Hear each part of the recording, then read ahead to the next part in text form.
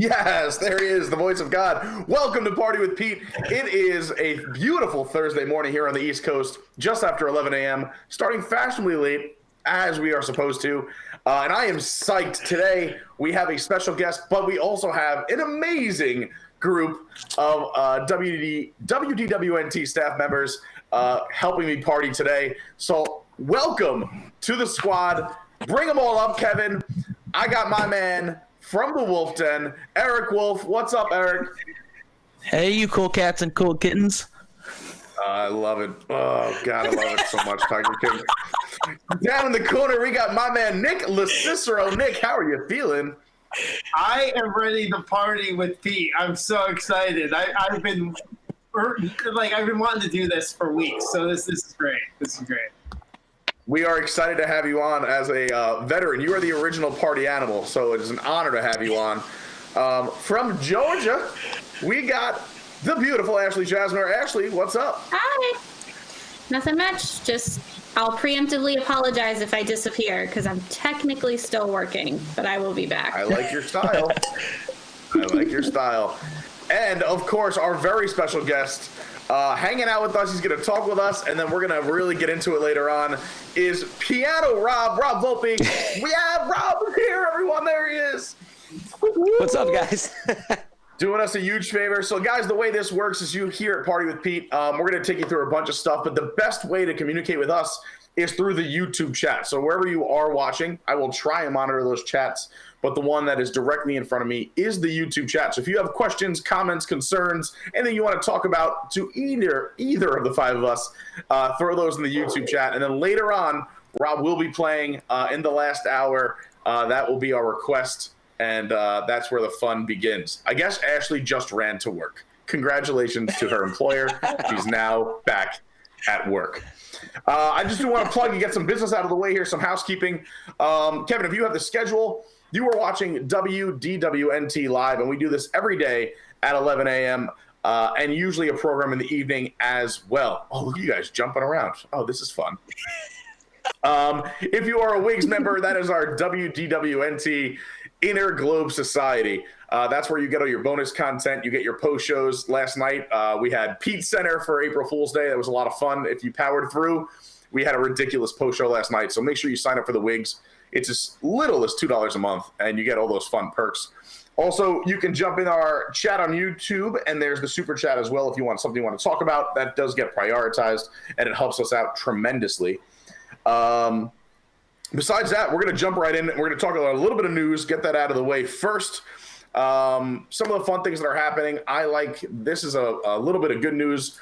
I'm not sure if you saw it, but Rebecca, the president over at Disneyland, has let us know that the lamp in the fire department above Main Street USA is still being lit. That has been lit since Walt passed away in 66. Guys, thoughts on this? I think this is really sweet, really nice.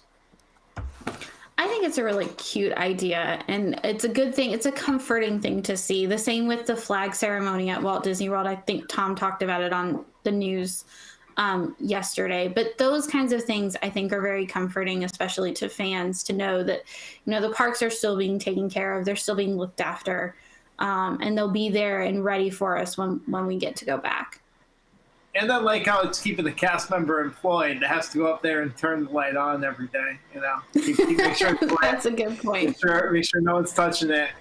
I want to be the guardian of the light. That'd be a great job right now. That's the coolest job. That's got to be like seniority or something. And I like that here on the East Coast at Walt Disney World, they are still raising the flag every morning and taking it down for the flag retreat every day at 5 o'clock. Another nice thing they're doing here. I love this. The video made me choke up a little bit. Josh Tomorrow, the president of Walt Disney World here in Florida, posted that video. It's very eerie, too, because he posted some video of just the street being completely empty, just the Walt Disney World security guards taking that flag down. I love stuff like that. Wolf, what do you think? No, I gotta agree with everyone. Actually, it's just comforting to know that things are still happening, and like Ashley said, the parks will be there, and the parks will be ready when we're able to get back. Rob, what do you think? You like this? Sense of normalcy, man. You got to do some things to keep people thinking life's going on. We got to get back to something at some point. Totally agree. With that being said, we don't know. I don't know if we have the graphic. We don't know when the parks will open. That is the most common question that we get on every single show. I can tell you when they won't open is that Ron DeSantis, after a little bit of political push, has given us a stay at home till at least May 2nd. And Disney, by somehow, was deemed not essential, which is ridiculous. So it sounds like we won't be going back till at least May 3rd, the earliest legally. That's not to say that Disney will be opening then. A bit bummed out, but I mean, as you can see, if everyone who has been watching the news, I know I tried to avoid it some days, and some days I jump in. We're still on that uptick, so your best bet is ours as well. They are taking reservations for June 1st, so hopefully in June we can get back to Walt Disney World some way, somehow. Hope maybe it's just the resorts, maybe it's just the boardwalk. We all go hang out at ESPN Zone, then Jelly Rolls. Hopefully we get back to something come May at least, or at least June 1st, because they are taking reservations. On another positive note for Disney donating a bunch of N95 masks, 105,000 N95 masks they donated, and 150,000 ponchos. And you're really like, why would they need ponchos? Is that they literally are running out of gowns for medical staff to protect themselves and their clothing. So they're using ponchos when they go in to take care of patients because they don't want to waste gowns. So I think that's super cool. Plus, knock on wood, God forbid, I know a bunch of people who actually have COVID-19, but man, it's got to be funny if someone walking in a Disney World poncho and being like, let's get you healthy again. That would be a nice breath of fresh air for me, at least. What do you guys think? I like these Disney donations. Yeah, I personally like just being able to hear something positive coming out from something that we love so much, because for the past couple weeks it's been, it's closed, we don't know when it's going to be open, but it's nice to see the company do something, positive. And it's not that they haven't done anything positive before kind of thing, but just in the midst of all this, it's just great. And like you said, that would be hilarious just to, see someone come in with a Mickey poncho. Well, that's why I think they should go ahead and add some Mickey ears into the mix too. So the doctor's coming in with like Mickey ears and a poncho. I mean, you're going to cheer people up that way. Yeah. All you have to do is catch a face guard or a face shield. Sorry, I think they always understand their social responsibility too. I'm sure we all watched that Imagineering thing on Disney Plus. And when they talked about when the parks in Asia opened up right after, how that was a big boost for all the people in that area, I think they understand the role that they have to play. People are going to look to them. They need that happiness. They need that uplifting that they can't get themselves. Yeah, there was big news that swept the country as well with the executives taking pay cuts. Bob Iger surrendering his salary 100%, Chapek taking 50% salary, and the SVPs and VPs taking 20, 25, and 30% pay cuts. Granted, these are just on their base salaries. A lot of their salary is bonus based. So I know like Iger's only supposed to make $3 million, but he clears $65 million. So we'll see what happens with the bonuses. But I think that was a great gesture. Iger definitely cementing his place as one of those CEOs that wants to get back. He also personally donated, I believe it was $1 million to relief in California as well. So really going above and beyond. I like this out of Disney. We need good news. I don't know if you guys have seen it. It's not Disney related, but John Krasinski's Some Good News, his new network. I'm loving that. He brought back Michael Scott from The Office, and they had a little convo.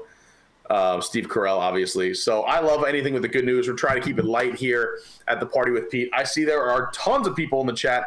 I want to give a shout out to the people who were here early. People watching from all around the world.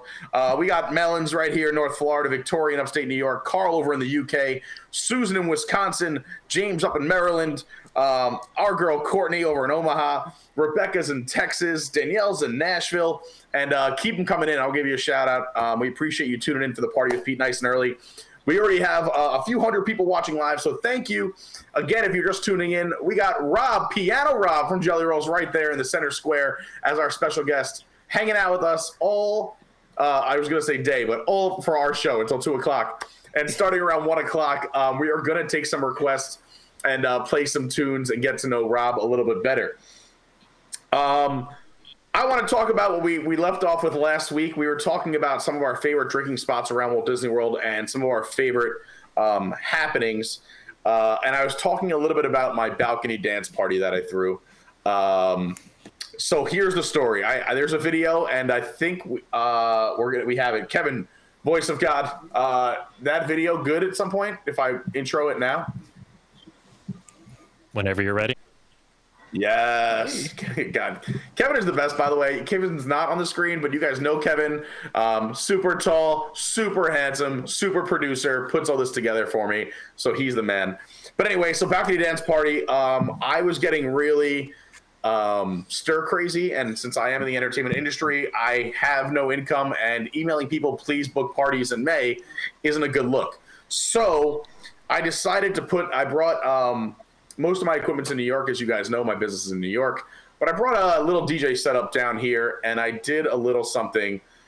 I'm going to show you the video. We'll talk about it afterwards. Here is a little clip of my balcony dance party. It's so good. I had an idea to throw a balcony dance party right here in my development. Here's how it went.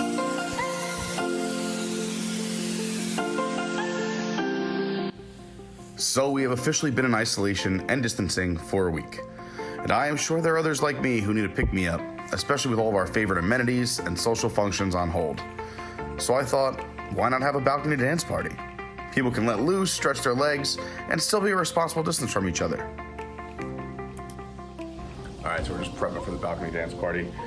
We came up with our little script here. I am cutting into pieces. I have a lot of cutting to do because I think we're gonna do like 300 of these. And we're gonna put one of these underneath every single door in my development for a balcony dance party later today. Here we go.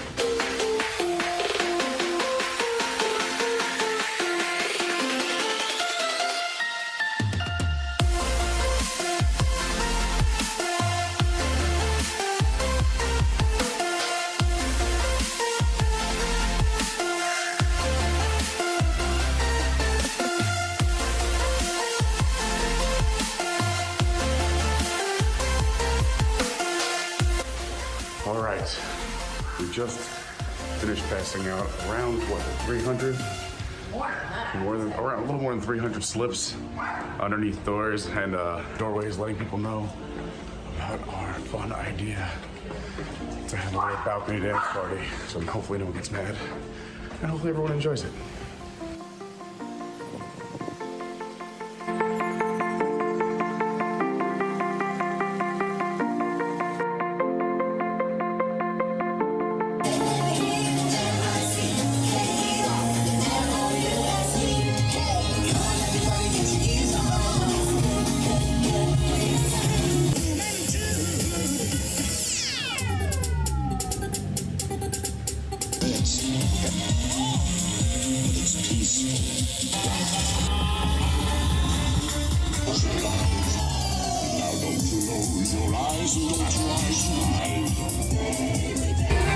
We got a balcony party going. DJing for the complex in front of my balcony. We got a little concert going. See how this goes. Just started.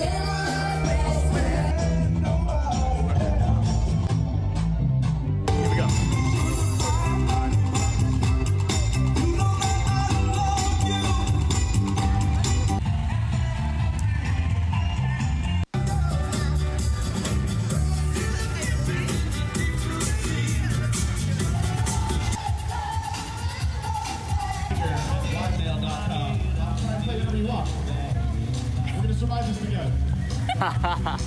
Apparently there's people on balconies. We're having a good time. Balcony dance party.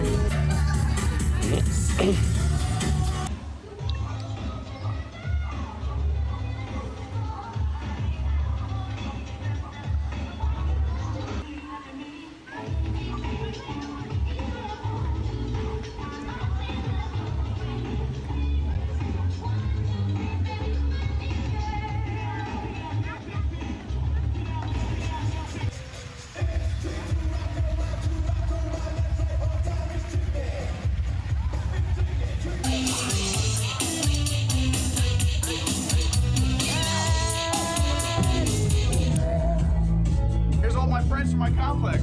We're doing a little DJ set to cheer people up for coronavirus. We're having some fun. Why not? Let's go. You're parking already? You're here? He's here.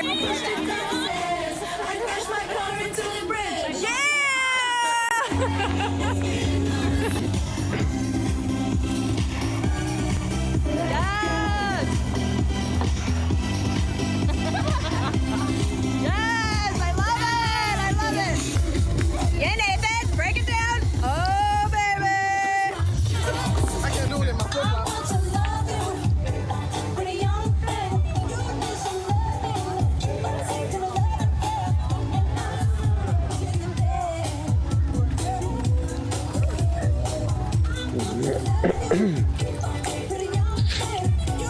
Oh, yes.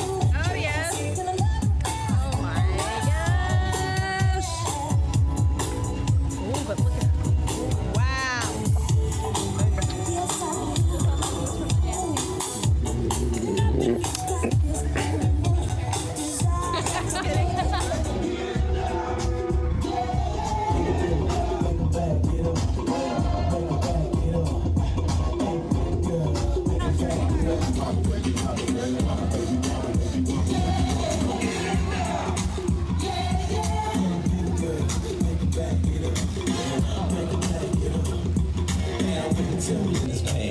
Now, my ladies, let me see it vibrate.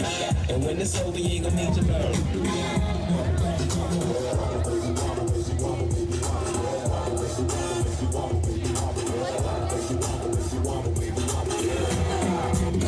I'm a pro, make you bring your back load and the power real bad. We're like a I see those people over there. man that can dance, might could possibly get down with the tool in his bag.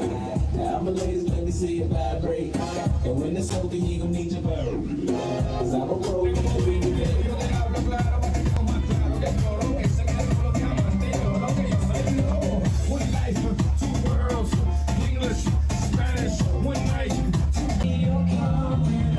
You can't see those people over there, but there they are over there. Walking on sunshine. Fun, and people are in their balconies. You can't see them, they're all screened in, but all those balconies. We're just doing it, we're doing it.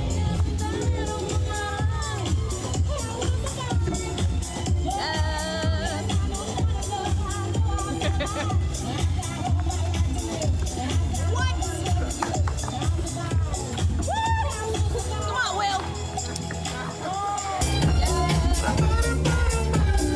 Alright, well, that was fun. We had a bunch of people come out, dance, and hang out, or dance on their balconies. And I got like 40 emails of people thanking me, so hashtag balcony dance party success. Alright, now back to social distancing. See ya! So dance party complete, but now we're cleaning up because we hung up signs all over our development saying, hey, we're gonna DJs. So now we're going back around, taking all the signs down. But it was a huge success. It was great. And now we're just taking all the signs down. Oh, never found one. Success. Although I think I put one over here too. It exceeded my expectations. And look at this sunset. These Florida skies, I'm telling you. How do I get it? I can't get it. I'm sorry you can't see it. Look at Lauren collecting the things. Look at the sky behind you. Look at the sky. Jeez, all right. Got one right here.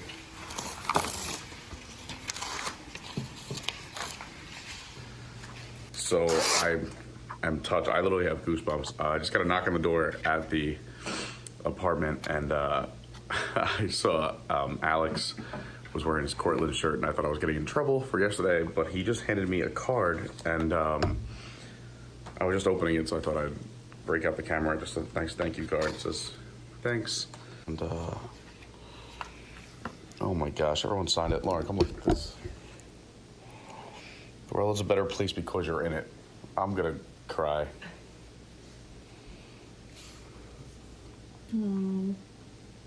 That's so nice. So, yeah, thank you so much, everyone. That's really nice. And of course, it was my pleasure. So, it was so nice to see so many of you. And just so everyone knows, we're starting a Facebook group for the community so we could all like stay in touch, do some more fun things like this.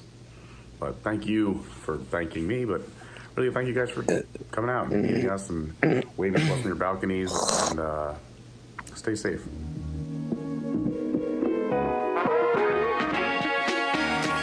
Kevin, we can cut these out. There's just a bunch of emails up here I throw in there.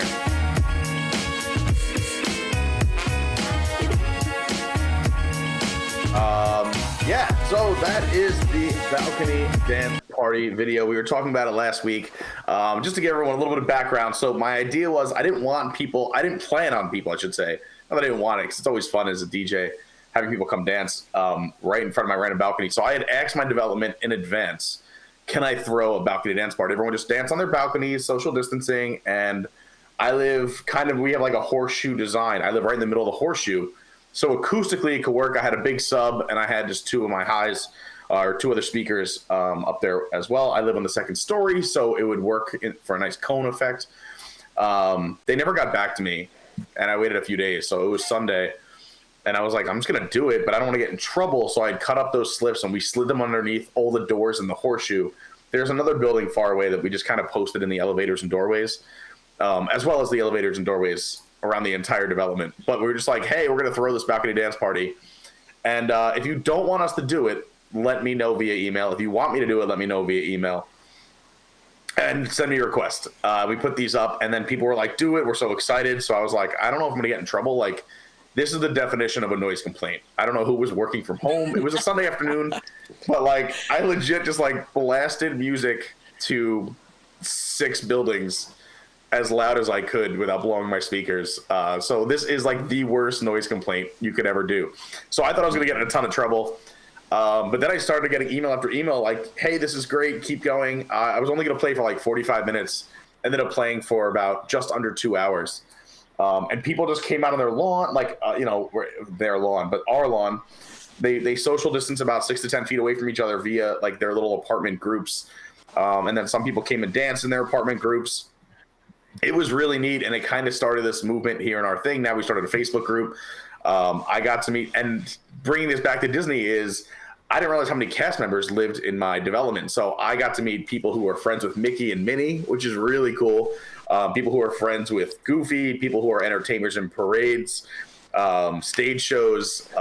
You probably could tell some in the video are very good at dancing. So it was this huge success, and I had a lot of fun doing it. And I know we talked about it last week, so I figured I'd show you guys the video. Yeah, I did get an email that was pretty negative, and apparently the office got like 2 or 3. But between the office and myself, we got over 40-something emails of people saying like, that was awesome, thanks. I'm not allowed to do another one. The office did say thank you to me, but they said you can't do any more. But yeah, a little balcony dance party. I thought that was fun. I don't know. Would you guys be pissed if I did that in your development? What's your take? No. I'm not gonna lie. I thought it was gonna have a happy ending. Yeah, as a property manager, I can't. Professionally, I would probably be slightly annoyed if I got a bunch of complaints about it. But if I didn't, I wouldn't care. And if it were in my neighborhood, I wouldn't care. Like, it would have been a great thing. So, Pete, I'm glad you told me it was on. Devil's advocate, I understand where the property manager was coming from. Like, thanks, but please don't do it again. I think doing it on Sunday was the way to go. Because I mean, I live in a development in a house here, but I mean, if somebody, if we had a block party on the weekend like that, I'd love it. If they were trying to do it in the middle of the day, like today, when I'm supposed to be working / talking with Pete, I would be a little bit upset. Yeah, come on, man. You live in an apartment complex. People know there's going to be a ton of people around in an apartment complex. If you move somewhere more secluded, if you want more space. Yeah, I that was kind of my thought, is that like, I hope the good outweighs the bad. And there was only 2 complaints. I got 1 email, but the same guy emailed the office and one other person emailed the office. But like I said, between the office and I, we had over 40 emails saying positive things. We all know, like, no one Yelps a positive review. Like, if you go to Yelp, it's probably because something bad happened. So like, the fact that we got 40 people to actually put like their fingers on a keyboard or their phone and say this was cool, I think made it okay. It was worth taking the chance. It shows how much free time people have. So we threw a little back in party. Positivity. Yeah, I mean, that's the thing too, is that like, you have to figure with the stay-at-home order in place, and down here in Florida, I know we have people watching from all over the world and the country, and I have to give more shout-outs in a minute, but down here in Florida, there are a lot of these little mini communities, a lot of these developments where a lot of us live, and I know, at least for me, I moved down here in August from New York, is that like it was beautiful, it was nice, and the people were all friendly, but like no one ever actually gets to know each other or talk. So when the emails came in and the people came out, I feel like we've had this sense of community, and a lot of people wrote this. You know, I got some really emotional emails. You know, one woman, I don't know her age, but she was just like, hey, like, you know, I live alone. I've been, you know, social distancing for now 2 weeks, which today would be like 4 weeks. And she's like, I'm by myself. I'm depressed. I'm miserable. I suffer from, you know, depression and anxiety already. And this was the best thing that happened during the break so far. So like little things like that, I feel like. So I guess the whole message here is like, take chances, be nice to one another, be kind to one another. We're having fun. Again, if you're just joining us, Piano Rob is with us right there in the center square. And we're going to we're going to play some music later on in the last hour between 1 and 2 o'clock and take your request. Of course, Piano Rob of Jelly Rolls fame. Everyone knows my favorite spot on property. I am there as often as I possibly can. And I'm going there in September with whoever won the auction. I believe it was Pat won the auction in November. Bid, you know, I think it was a few $100s to go to Jelly Rolls with me for a night. So I'm taking him out. We're going to have a great night at Jelly Rolls in September when he comes down. I think it's just a place that makes everyone happy. So speaking of things that make people happy, actually, no, hold on. Let me back up. Let me give some more shout outs because these people are watching from all over the world and we have loyal viewers and loyal people at the party. So I want to say what's up to Judith in Massachusetts, the Penguin Project over in San Fran, Matt's in Delaware, my girl, Guy, I don't know. I mean, I'm assuming, I don't know. But Amina, the donation from last night is still in my head, so thank you so much. Mandy, obviously my homegirl Mandy in Madison. I love that she wrote in the chat that this is my yoga. This really is my yoga. Party with Pete. This is my therapy, yoga. I just like being with people. I've been losing my mind. Everyone knows this is my social group. Also have to give a shout out to Magical Apparel Company. Cute. Yeah, she hit me up on Instagram a few weeks ago, and she said she appreciated the Disney shirts I wear, and she has a company. She said, would you mind if I sent you a few, or you could pick a few out? And, you know, she didn't ask for anything at all. She's a sweetheart. Her name is Callie. So the Magical Apparel Company, if you guys are looking for T-shirts, she made this, sent this to me. I wore the Roy and Walt Animation Studio on Eric's show Saturday. She made that. She sent Lauren some T-shirts. So please go support the Magical Apparel Company. Callie, thank you for sending me T-shirts and the love. I appreciate that. You're awesome. Anyway, going back to the chat, I'm going to ask you guys a question that was in the chat. People want to know kind of how you guys got involved in WDWNT, how you got your start, when you started, and why. And then we'll finish with Rob. I'm curious, the same question about Jelly Rolls, kind of like how you got there, what you had to do to get there and everything else. But we'll kind of do our little panel, and then you're the grand finale. Guys, let's talk about how you got involved in WDWNT, because we all have different stories. I know Ashley's an OG, Nick's a way OG. Mm-hmm. Eric and I have been around, but are relatively new under the 3-year mark. Let's talk about how we got involved and why we're here and anything about the company for the chat. Who wants to start? I'll start. You got seniority, Nick. I think you should start. I mean, I've told this story a few times. You know, it was, oh gosh, was it like 7 or 8 years ago now? 7? Yeah, 7. Something like that. I worked in local radio here in Orlando, and 2014 coming me. So, oh goodness. Okay, so 6 years ago. All right. So I worked in local radio here in Orlando, and I was into podcasting too and things like that. And I was trying to kind of do something on the radio that was unique because there was really nothing from a fan point of view. There was a lot of news, really like news heavy, you know, reporting Disney World news and things like that, but nothing on like more of a fan level, really digging into what's going on at Walt Disney World on a fan level. There were lots of great blogs and websites and podcasts out there at the time. So I was trying to bring something to the radio, and I was trying to find somebody to partner with. And Tom's podcast, WDW News Today, was a blog that I read. It was a podcast that I listened to all the time. I thought his humor really kind of matched mine. I loved how they did, like, you know, the funny bits and things like that, and just took a more humorous approach to things, and that's kind of what I wanted to do. So he was actually, top of my list to reach out to. And I really just, it was kind of a cold email. I reached out to him, and, he didn't know me. I only knew him from listening to him on the podcast. And I was like, look, I work here in Orlando. I have an opportunity to bring your podcast onto radio here in local Orlando. Let's partner up and do something. And we met up, I think, and Tom's texting me as I'm telling this story, so I think we met up first at Star Wars Weekends. I guess that would have been 2014, if I'm not mistaken. That's where we kind of met up and talked. And, it just kind of blossomed from there. I think we meshed well right away. And, I guess the rest is history. Started the radio show, and it morphed into this Thursday night concoction that we have going on now. Which is our most popular show. So, I'm giving Nick all the credit. I feel like any chance for me to just take Tom down one notch. I love Tom. Everyone knows I love Tom. We hang out all the time. There's a video of us hanging out at Jelly Rolls and playing later on.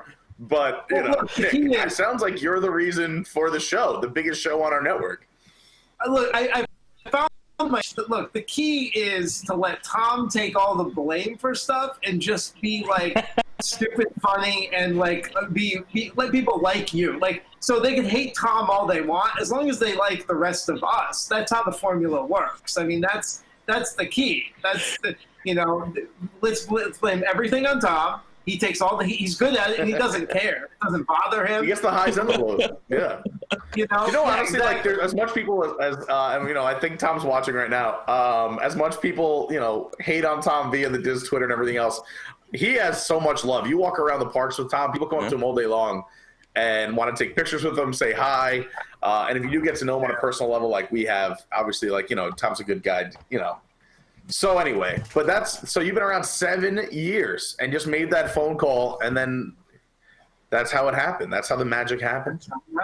Yeah, you got to reach for your dreams. My dream was to work with Tom Corliss, and I just took a shot at it one day, and it happened.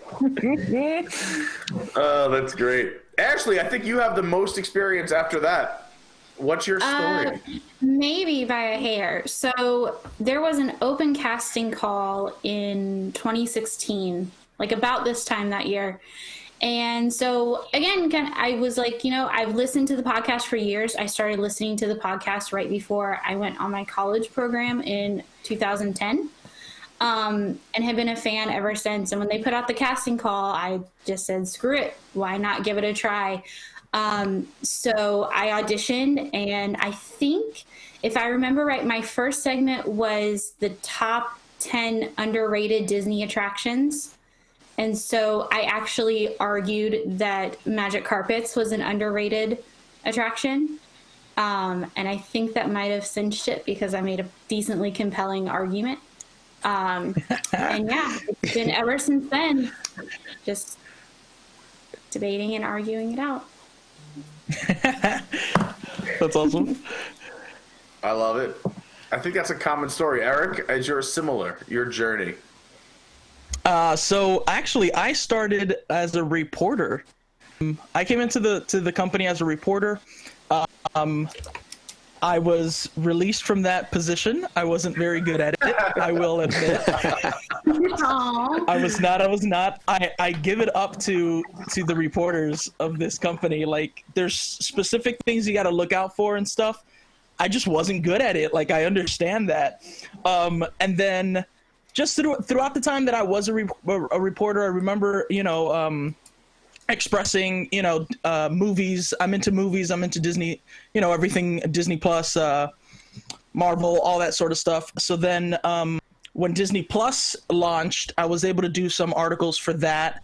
And then after that, there was a casting call for live performers for WDW News Tonight.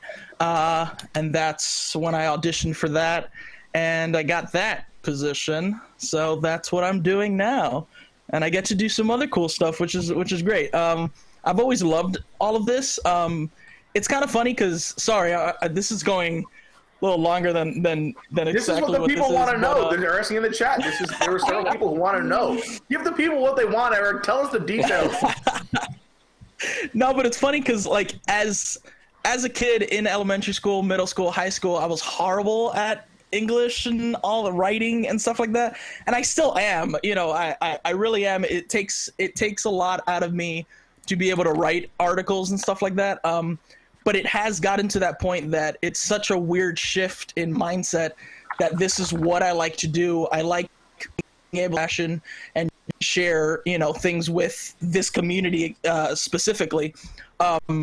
So even though it does take me a long time and it does take me a little bit longer, I don't mind. It's something that I want to do. So yeah, so I'm really happy that I'm here.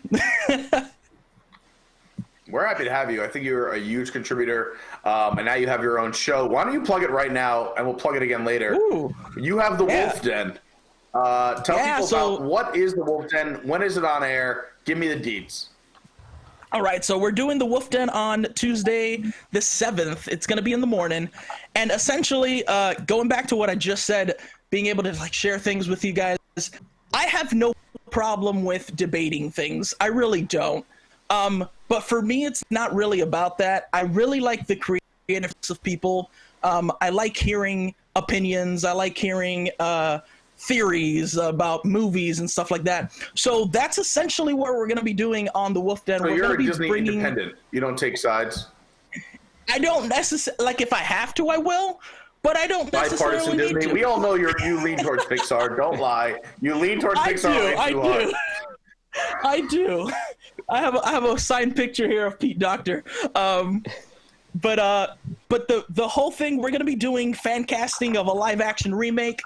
We are going to we're going to talk about non-existing IPs at the park and what you would do with it and where you would put it. We're also going to be theorizing Black Widow's about to come out. Hopefully, who knows? But every single Marvel movie has a ending. We're going to be talking about what possibly that end credit scene. And the cool thing about all of this is that it's all just theorized. It's all just creative thinking. Nothing's right. Nothing's wrong. You know, we're just going to be talking, and we're going to be also, I just did this with Tom, Colleen, and Jilly. It was draw a Disney character from memory. I loved it so much. We're going to play that on Tuesday as well. It's just so fun. Like unblindfolded, let alone like not having inspiration. Yeah, no, it's so good. If you guys haven't seen it, sounds awesome. So that is Tuesday at 11 a.m., correct? Yeah, Tuesday at 11. Yeah, at the 7th. Tuesday at 11 a.m. You're going to the Wolf Den. Everyone, make sure you tune in. Yep. Same way you're tuning in today. And if you are just tuning in, this is Party with Pete. We're here until 2 p.m. I have these amazing people surrounding me. I got Eric, Nick, Ashley, and Piano Rob from Jelly Rolls. I think everyone's heard my story. I'm going to tell it really quick because I want to know Rob's story more. But my story, it was early January 2017. They were the same thing. There was a casting call for on-air entertainment. I lived in New York, but I loved the idea of the parks. I was a late Disney bloomer. I didn't really get into the parks until my late 20s, and I came down with girlfriends, and then eventually my fiance, and now my ex-wife. Fun fact. This is fun times, right? But anyway, I'm obviously a much happier person now. But they got me into Disney, and then I got hooked. I'm a business person. I enjoyed the business of the parks. I liked how there was a whole Disney for children, and I've come down with niece and nephews.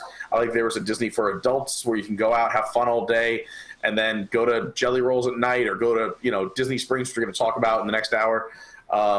So I fell in love with Disney in my late 20s. So when this idea for an on-air personality came up, I was traveling for work. So I always had time in hotels and I already had the equipment for our conference calls at work.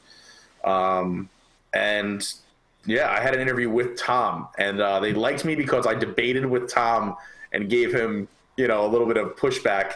And I had some fun Disney facts. I love little fun Disney facts. We had to talk about Dino Land at Animal Kingdom, and I talked about how Reverchon designed the roller coaster, and the owner of the company's name was Gaston, and that's probably why the ride fails all the time. And they liked that was a fun fact that I knew that other people didn't know in our group, because there was a bunch of people who were auditioning at the same time. And yeah, I've been a part of the company ever since. I hang out. I obviously love live events. I'm a live event person. So you probably have heard, if you've gone to a live event, you've heard my loud voice, my MC voice, if you will. Or you've seen me around the parks. I'm all about having a good time. And that's why I love the Disney parks. Is I think it's a break from reality for a lot of people that everyone needs. I think the world takes itself a little too seriously, and people are constantly divisive. And so that's why I love the Disney parks. So anyway, I got the job. Here I am. When was that? January of 2017. We're in 2020. So do the math. All right, Rob, you are the reason I am here today, besides everyone else. But I mean, I was very excited about this. How did you get your start at Jelly Rolls? And tell us that story. How long have you been there? Give us the ramp up. I'm going to go a little further back, but if I get boring, you stop me, please. No, please. So started learning piano when I was 5. My grandmother taught me, so we should probably start there. I did. I'm from New York too. I don't know if we ever talked about that. I'm from New York as well. Nice. What part of New York? Born in Brooklyn, raised in Staten Island. Oh, awesome. We'll have to talk more about that later on, but yeah, for sure. We will. So had piano lessons, did the school band thing in elementary school, middle school. Didn't do much else with it. Took some guitar lessons in high school. Went to college for marketing, not for music. When I graduated last semester, I applied for a Disney college program. So I moved down here in 2005. And that was the first experience I had with a piano bar, which was ironically Jelly Rolls. I went there. I'm like, what's this? What's a piano bar? That's so funny. So, yeah, it was fun. So I started doing that. I'm like, what do you need to do to get on stage? They're like, well, you have to know at least 100 songs before we'll put you on stage in this. I spent my entire college program, any off second I had, learning songs. So this is 2005 now. So end of 2005, I go for an audition at Jelly Rolls, and they tell me exactly what they should have told me. You're not good enough yet. If you want to work on it, we'll hire you. No way. Yeah, I swear. Ray McGee, who's still there, he's a legend there. He's been there forever. He told me, and he was absolutely right. He was right. I was not good enough. I was 22. I wasn't good enough. Howl at the Moon hired me because their standards were a little lower. So they hired me. I worked there for 5 years, which was great because I got all this entertainment experience. I learned all these songs. Fast forward, I left Howl at the Moon. We opened a piano bar in downtown Orlando that only lasted 14 months. There just wasn't enough traffic there, and it closed. And luckily, Jelly Rolls needed a player. That was early 2012, like March 2012. They had a guy leaving. I went in for my audition. I played a couple tunes. The guy who hired me, who was my partner at the time, his name was John Kenny. He got me in front of Ray McGee again, and Ray's like, yeah, great. You sounded good. I played for the owner. They gave me a job, and here we are. Eight years later, I'm still there. Wow. That's incredible. Man. I love it. So when you came down for the Disney College program in 2005, you stuck around, I guess, after. What did you do for the Disney College program? I'm curious. And then were you also doing Howl at the Moon on the side, or was that after DCP? All right, you're gonna love it because it's not there anymore. I was a backlot tour guide at Disney MGM Studios. Yeah, that's what I did. Yes, that's everyone. I think we can all agree that's all one of our favorite attractions that we miss the most. It was, unfortunately, when I worked there, it was after they put Lights, Motors, Action in already, so they already got rid of the whole residential street and the Golden Girls house and all that stuff. But it was fun, man. I loved giving tours. I always loved Disney. My college program ended very early January 2006. I still worked part-time for another 2 or 3 years where I just took a couple of shifts, and that's when Howl at the Moon started. So there was a time I was spieling all day and then running straight to Howl at the Moon to sing at night. But as Howl at the Moon became more steady of a job for me, then I couldn't keep up the Disney hours because that's when you were seasonal, they upped it to 40 hours or something. A month or every 6. I don't know what they did, but they made it a lot more. I couldn't give the amount of hours they wanted. So that's when. So you walked away from DCP while you were in the middle of it to go for Howl at the Moon. No. I finished the DCP. Oh, you finished it. Okay, so you finished, and then you were like, okay, I have a gig on the side. Casual, temporary, what they called it, their seasonal employees. I did that for as long as I could, and then I couldn't keep up with the hours, and then they got rid of the attraction anyway, and they weren't gonna train a seasonal person at a new attraction. So that was that. Yeah. Wow. That's a great story. I love that. glad. Guys, I will say I appreciate everyone who's watching. Again, if you're just tuning in, this is Party with Pete. We got Piano Rob from Jelly Rolls right below me. Eric, I got Nick. Ashley's popping in and out because she's also working from home, holding us down in the female department. I need some lovely ladies on this show. But what we're going to do now is we're going to take a quick break. When we come back, we are going to talk about our favorite spots at Disney Springs. We're going to rank them, where you should be hanging out, where you should be drinking, where you should be eating. Make sure you stay tuned. This is Party with Pete at WDWNT. We'll be right back. See ya.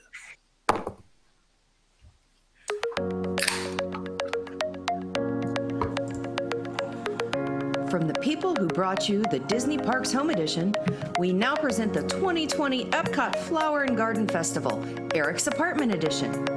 It may be dreary in quarantine for millions of people around the world, but in Eric's apartment, spring is alive.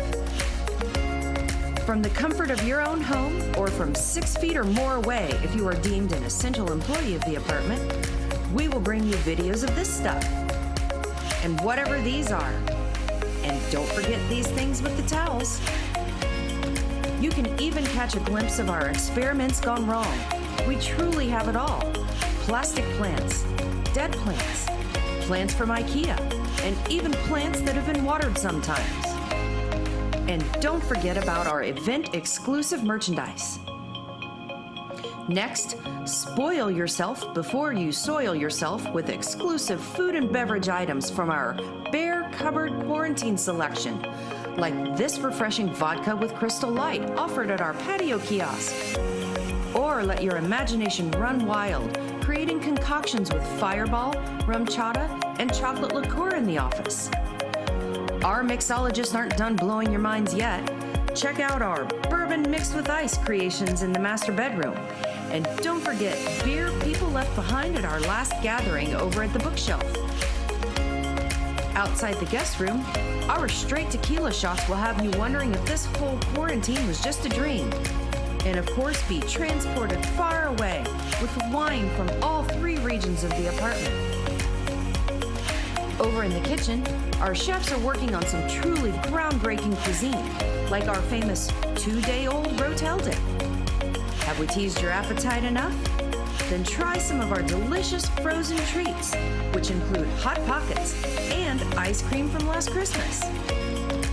Finally, get ready to rock out at our Garden Rocks concert series, featuring Butters, whose mom is friends with a woman who used to run a live music venue where ELO once played. You may know her from her hits such as Mr. Pooh Sky and Last Train to Barksville. We have all this and more at the 2020 Epcot Flower and Garden Festival, Eric's Apartment Edition, where the magic is on hold until further notice.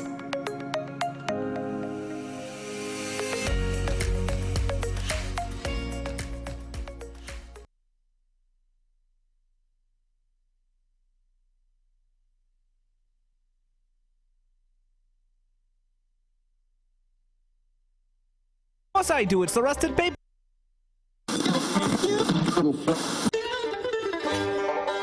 Are you tired of your monorail always sputtering to a stop? I know I am. You don't even have one. Of course I do. It's the rusted paperweight out in the garage. Well, if you're like me and my brother, you know how hard it can be to keep your monorail up and running, and that's why we're here to help you fix your monorail problems. So join us, Tick and Tack, the Patchett Brothers, for Monorail Talk every Saturday morning. And hear calls like this. So, I have this old Mark IV monorail passed down from my grandparents, and I'd like to restore it. Ooh, a Mark IV? Yeah, but every time I turn it on, it makes a noise like wah, wah. Yeah, whir noise, that's not good. Not good at all. I think that's the coupler unit. Bob Gurr told me about the whir problem back in 76, so was it 78? It was a long time ago either way. So we're in the monorail, and the window just falls off. How's that even happen? What'd they do, secure it with super glue? More like crazy glue. But seriously, when it fell, did it hurt anyone? Just a college program cast member, I think.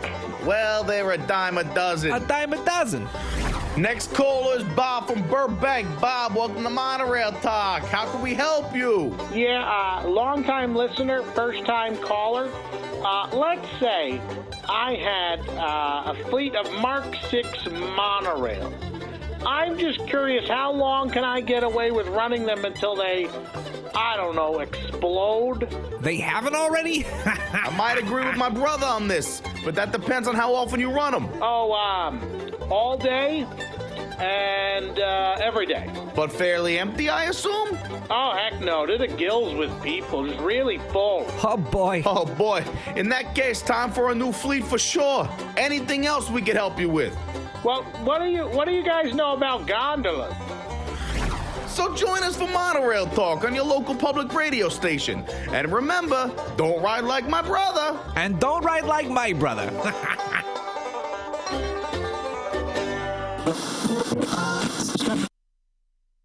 My fourth Disney trip of 2020 was canceled, and my one-woman authorized travel agency isn't getting any business with this closure. Help me, Ganondola. Was your 500th in a lifetime Disney vacation canceled? Are you being selfish during a world crisis and want restitution for your losses as a travel agent? Call 1-777-777-7777 for the law offices of Gon and Dola. Hello, I'm Bud G. Gunn. And I'm Roz Dola. How dare the Walt Disney Company cancel your dream vacation? We say you make them pay for it. We'll fight for you until you get a complimentary stay inside the Cinderella Castle Suite, because your trip cancellation is more important than anyone else's. We may all be practicing social distancing, but why don't you try some money closening? We'll even get you some extra fast passes. It's going to be so busy when the parks reopen that you're going to need them. Do you even believe what you're saying anymore? Nope.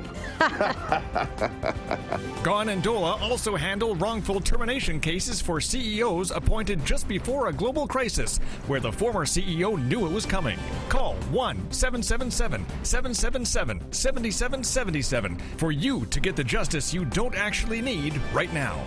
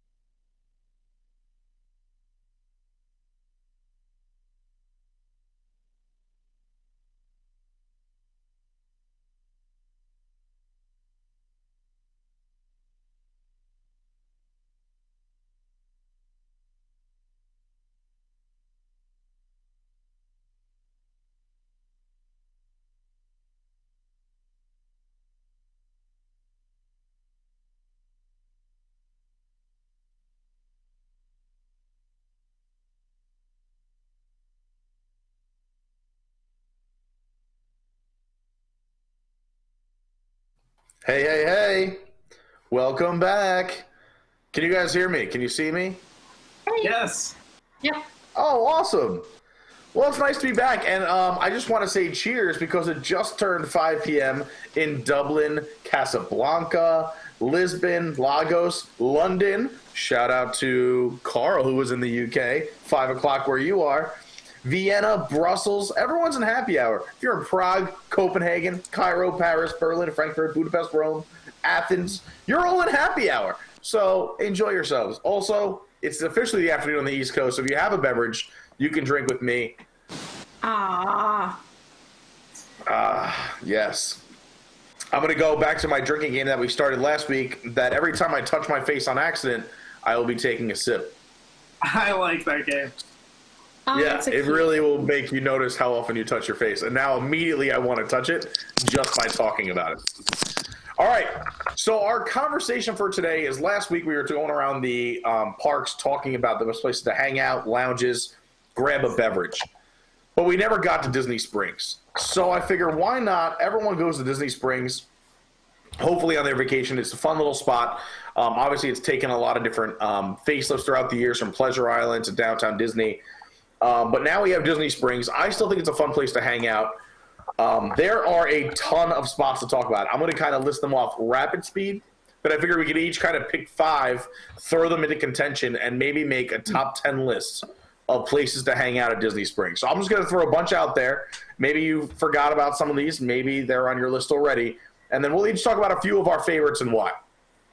So here we go as some of the places to grab a beverage at Disney Springs. Hold on. Okay. We have the Coca-Cola Store Rooftop Bar. We have Deluxe Burger. We have Enzo's Hideaway. We have Haleo by Jose Andres. Marie and Enzo's, Morimoto, Pepe, Raglan Road, Sprinkle, Stargazers. We have the Boathouse, the House of Blues. We have Wine Bar George. We have the movie theater, which serves alcohol. We have Cooks of Dublin, Dockside Margaritas. We have Jock Lindsay's Hangar Bar. We have Paddlefish, Pizza Ponte, Rainforest Cafe, STK, Terralina, Daily Poutine, The Polite Pig. We have Wolfgang Puck. We have Blaze, City Works, the new addition on the West End. We have Earl of Sandwich, Frontera Conchina, the House of Blues, which again mentioned they have a bar inside as well. The Lava Lounge, Morimoto, Paradiso 37, Planet Hollywood, Splitsville, Sunshine. Never mind, they don't serve alcohol. The Basket, the Edison, T-Rex, and again, Wolfgang's other location on the other side of town. So those are all the places that serve alcohol or a place to hang out. Let's go around the hub here, a little further back, and hello to Patrick. What are some of our favorite spots? And then we'll debate. We can each pick a few. Nick, you seem like you're ready to go. What are some of your favorite spots? I'm eager. I really, really do like Morimoto. I think that has some unique concoctions, and that's kind of what I look for because I love the classics, but when I'm going around Disney Springs looking for a place, I want to have something different, and so there's definitely a few things there. I did prep work. I pulled up my menus because I'm not good at remembering names of things. But there's definitely a few good drinks there. I like their version of the old fashioned with some Japanese whiskey. They have something called the Fortunate Monkey, which is scotch and coconut and green tea and pineapple. Not usually into the fruity stuff, but like that drink is really good. Their Manhattan's good. Everything I've tried there, and what I also really like there are the seasonal drinks. So when Disney Springs does these little seasonal events in the fall or stuff like that, Morimoto usually has a couple really great things whipped up for those events. So they really top my list. And then 2 others I'll throw out there are Edison. They have a bunch of really great things, and they're very consistent. There's maybe like 3 or 4 things I really love on that menu, and they're always made consistently when I go there. And that's what I look for as well, because there's a few places at Disney Springs where are very hit or miss, and there's a few places where I like them at the outset and then didn't like them down the road. The third one I'm going to throw out there is Enzo's Hideaway. That one's kind of overlooked by some people, I think, because the food isn't that good. But I still like their food. Yeah, I mean, Tom always makes fun of it, and I, so I don't know if our listenership. Yeah. So I don't like eating there, but they do have some really good drinks. And again, some unique things on their menu as well. I like their Peacekeeper, which is really good. What else do I like? I don't know. There's a few other things on this menu that I really like. Their Hazelnut Old Fashioned is really good. Ooh, if you can't tell, I'm more leaning towards some bourbon and scotch type drinks. So that's what I look for. So those are my top 3 at Disney Springs. I like it. Those are solid choices. Ashley, what do you think? Well, I'm sure it'll come as no surprise with, you can kind of see him back there. But I love Jacques Lindsay's Hangar Bar. I think the drinks are great. I obviously love the atmosphere because I'm a huge Indiana Jones fan. But I know it got kind of rocky and hit or miss especially with the menu there for a while. But the drinks have always been fantastic. The staff is great. And that's just my absolute favorite to go grab if I'm going to go and sit somewhere and have a drink. The other one that I really love is if I want food and drink is probably Home Cookin'. No surprise, being from Georgia. But their cocktails, they're really creative, and it's a trick to make a good moonshine cocktail and not have the moonshine overpower everything, and they do a fantastic job. So pairing that with any of their food is always a good time. But those are probably my top two. All right, Rob, I'm going to put you on the spot. I know you're joining us. You're going to play some tunes for us, but do you have some favorite spots over at Disney Springs?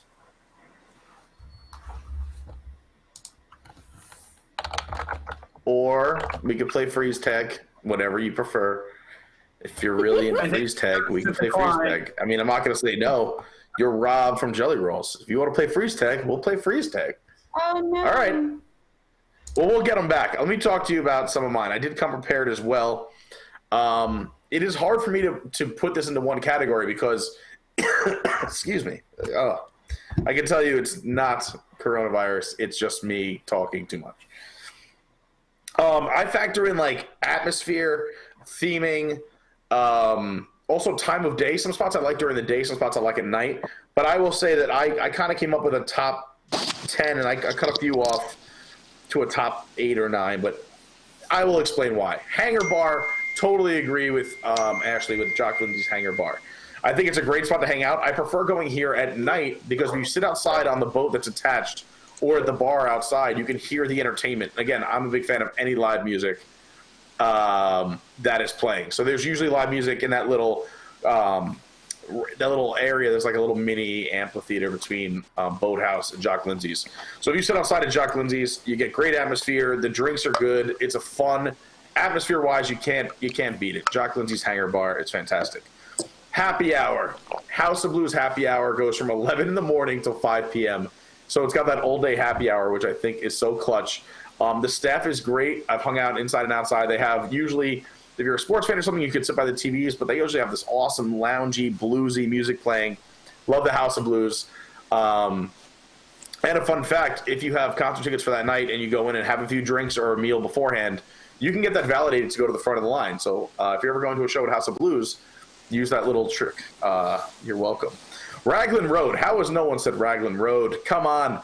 You get live entertainment every night. You get Irish step dancers, some of the best bands, live entertainment, great vocalists, and that Irish beautiful service. The Guinness does taste better. They bring it in directly from Ireland. You got to go to Raglan Road. City Works is the new guy on the block with the best beer list. So if you're in a beer mood, everyone knows I'm a big craft beer drinker. You got to go to City Works.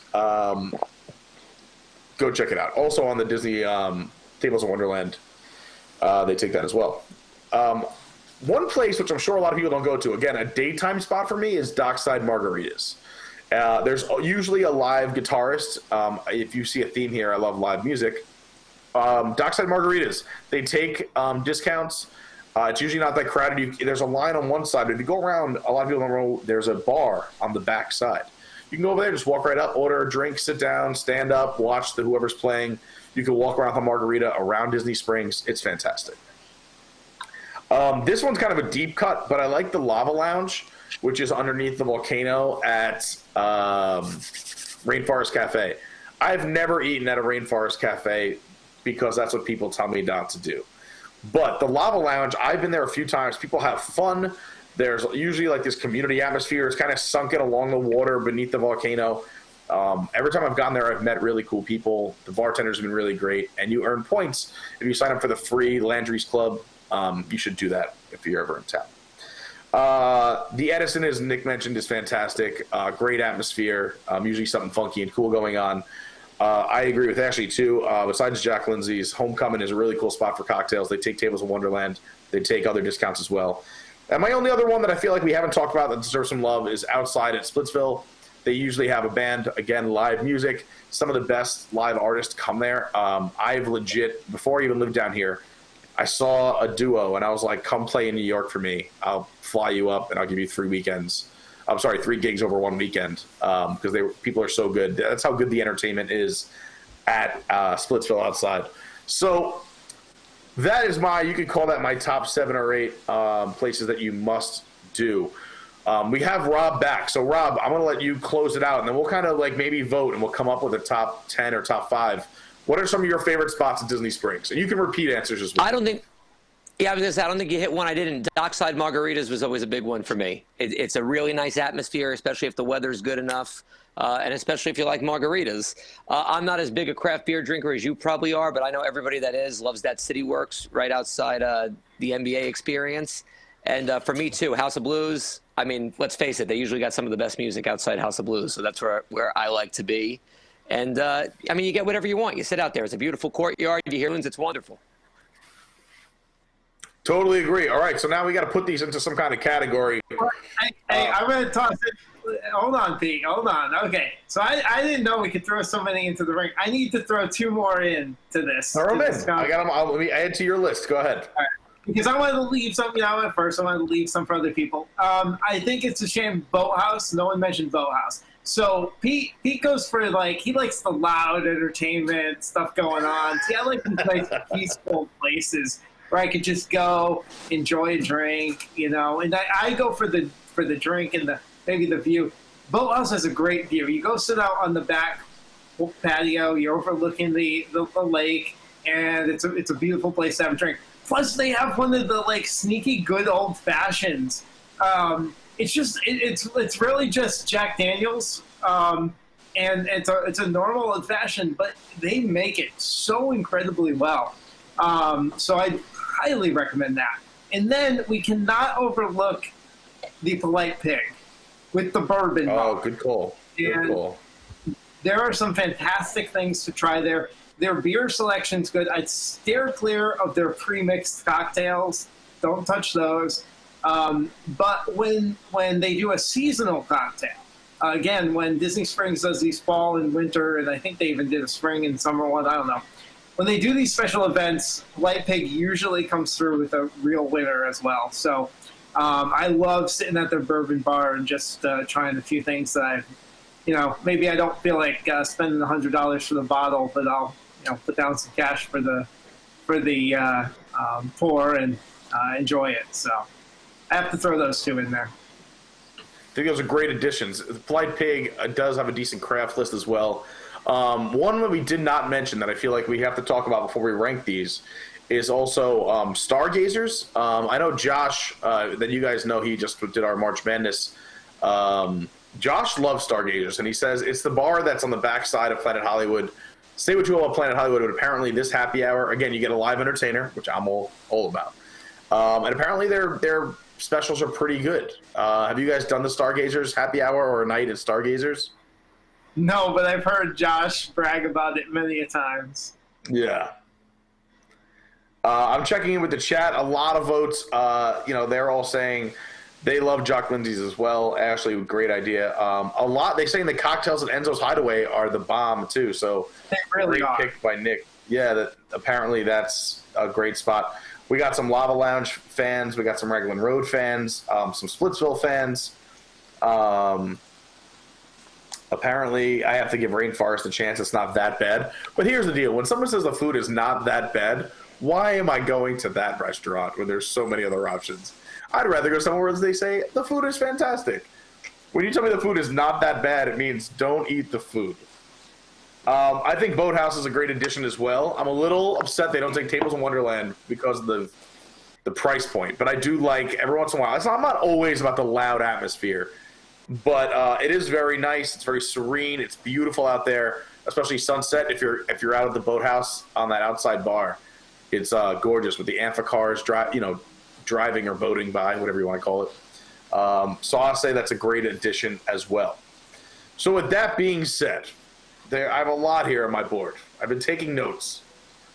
Let's rank these for the people. Let's see if we, as a collective group, the 4 of us, can try and rank these.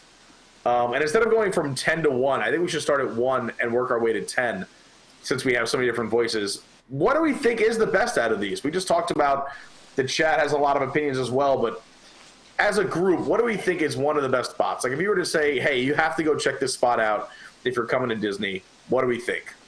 We've talked about a lot of these. maybe everyone give your top 2 and see if we have any matches, or again, it doesn't be your personal favorite, but what is a true 1 or 2 spot here? So I want to throw this out there. I cannot vote for Jock Lindsay's in the top spot. I know a couple of you like it. Apparently the chat likes it. I have not had consistency even in the drinks there. I'm sorry. And I know some of this obviously comes down to personal preference. I mean, I've been looking at the menu here. There's not much on this menu, number one, that I really enjoyed when I tried it. And number 2, I just don't think the bartenders make the drinks that well there. And that's my biggest problem with Jock Lindsay's. It could be the greatest place in the world, but they messed it up. Okay, all right, but also, how many times have you gone? We all know there's every bartender can have a bad day. So to me, there's always the rule of, and I say this, I'll try anything twice, because I have to give. I was a server for many years. I was a bartender as well. Everyone has bad days, but Jock Lindsay's also. Have you gone at night and just sat outside when there's music playing? And I mean, again, they have a full bar, so you don't have to order one of their custom cocktails. You can order a vodka soda, or a Manhattan. But if they can't make cocktails well, then I'm not going to order another, drink off their menu. I've been there plenty of times, believe me. All right, okay, all right. I adore Indiana Jones. And actually, when they first opened, the food wasn't that bad, so it was nice. But I've been there. Now I don't know what they do most nights, but I've been there a couple nights when they were doing Disney trivia out on the patio, and I'm like, get out of here. I just want to enjoy the view, and you're ruining it. And no, I'm sorry. I do not like that place. I really don't.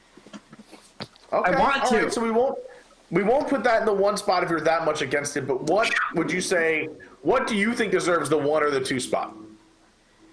My honest opinion is Enzo's Hideaway. I think that's because I think even though I personally like Morimoto better, I think Morimoto might not be as accessible to many drinkers out there with their cocktail menu.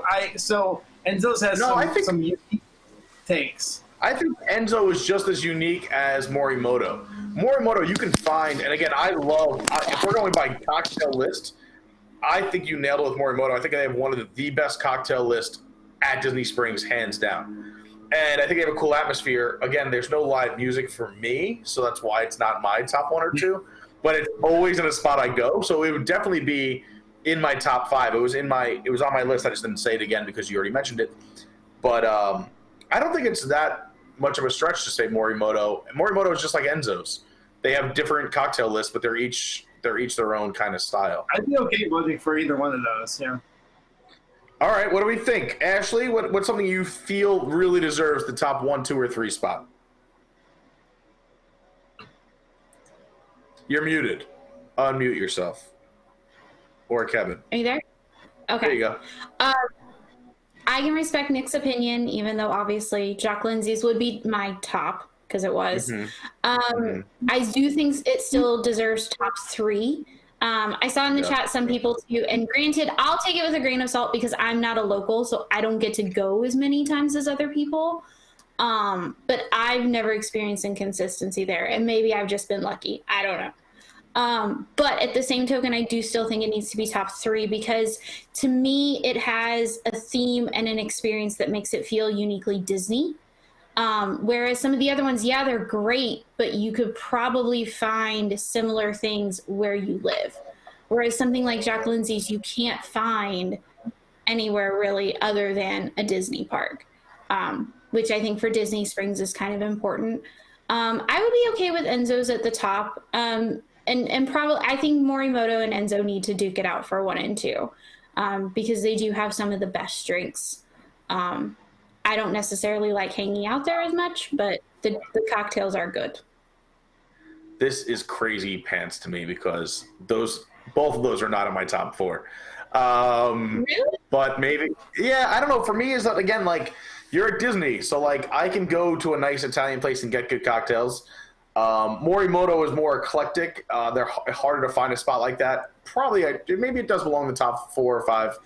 But to me, is again, if you're Disney, I want the whole package. I want theming, I want entertainment, I want good cocktails, I want good service, I want a beautiful restaurant. So for me, it's like I would put Raglan Road above both of those, in my own personal opinion, because there's live entertainment, the drinks is a full bar, so you can find something you like. There's unique cocktails, there's a huge tap list, so I feel like it hits every accord.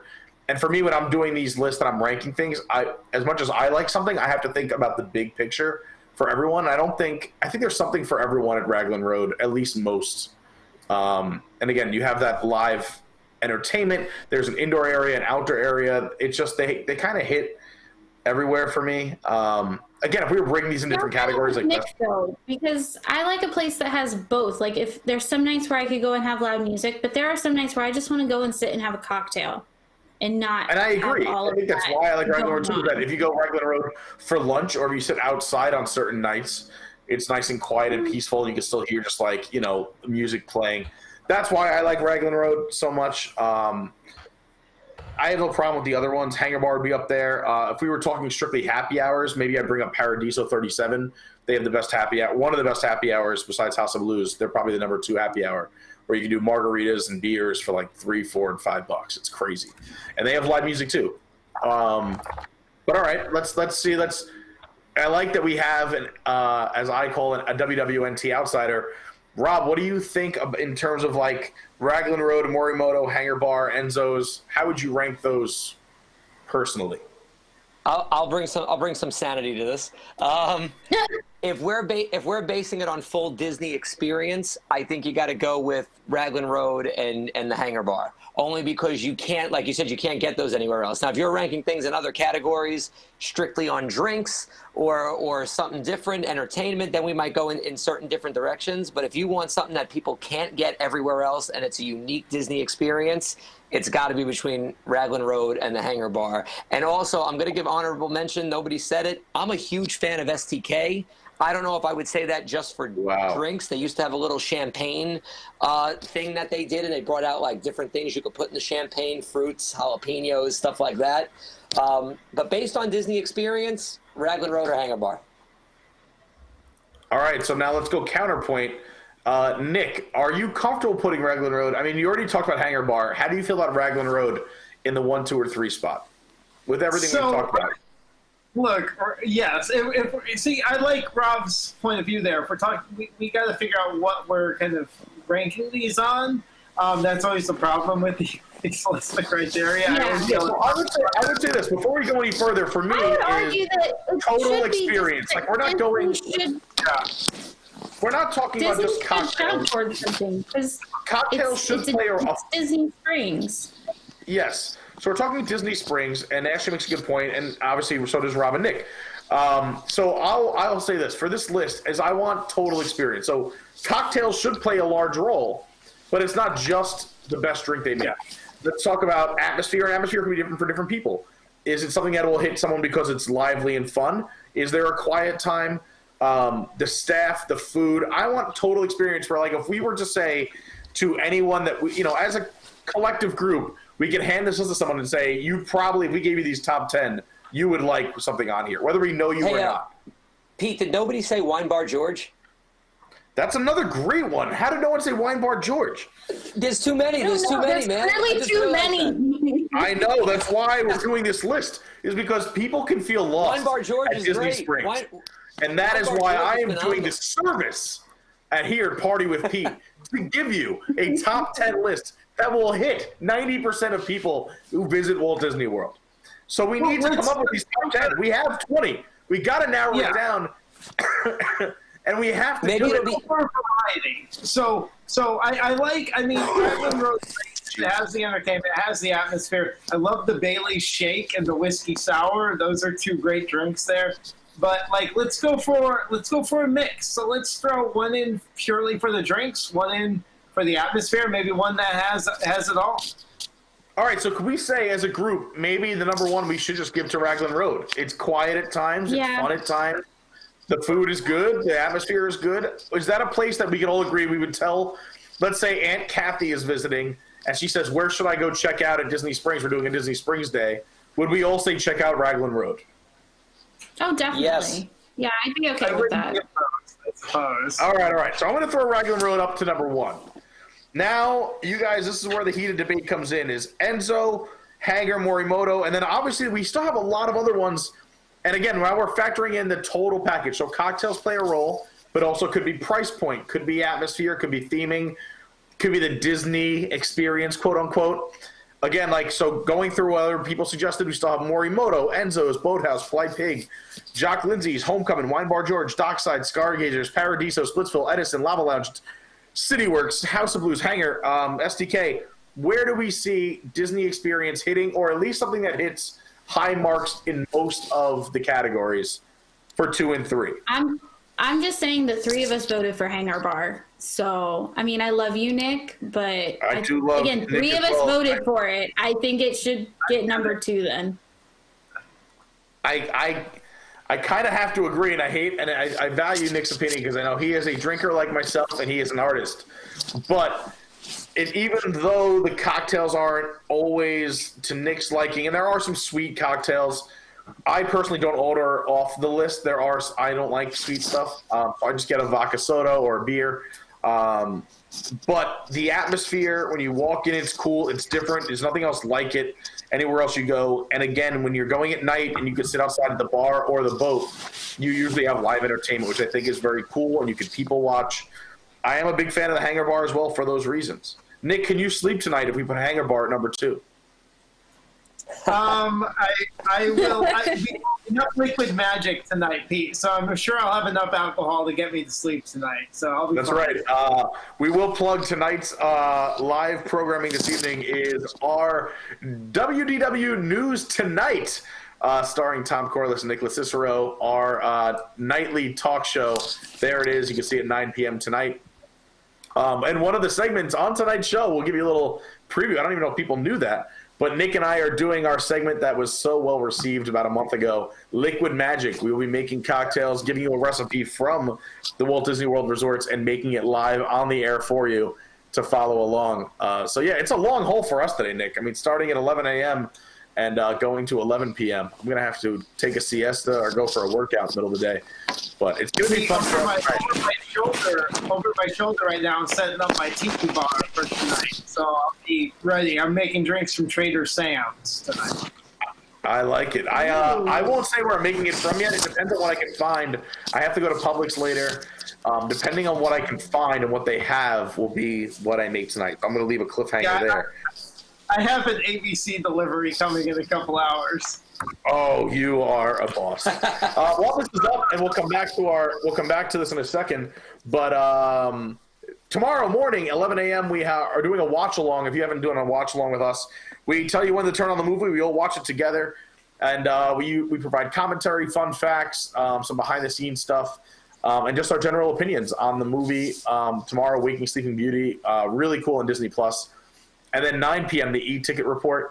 Saturday morning, you have Locked In with Eric Morton. I'll be on that show for a little bit as well. Always a lot of fun with Eric. He does a great job. 9 p.m. Ride Rehab Watches. Super popular. People love the Ride Rehab guys. So I don't know what they're watching yet, but they have hysterical watch-alongs.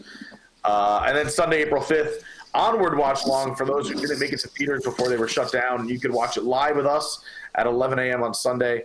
And 8 o'clock, bringing back a throwback, Pressing Issues. Kevin, do you want to talk about Pressing Issues since you're, I think you're running that, right?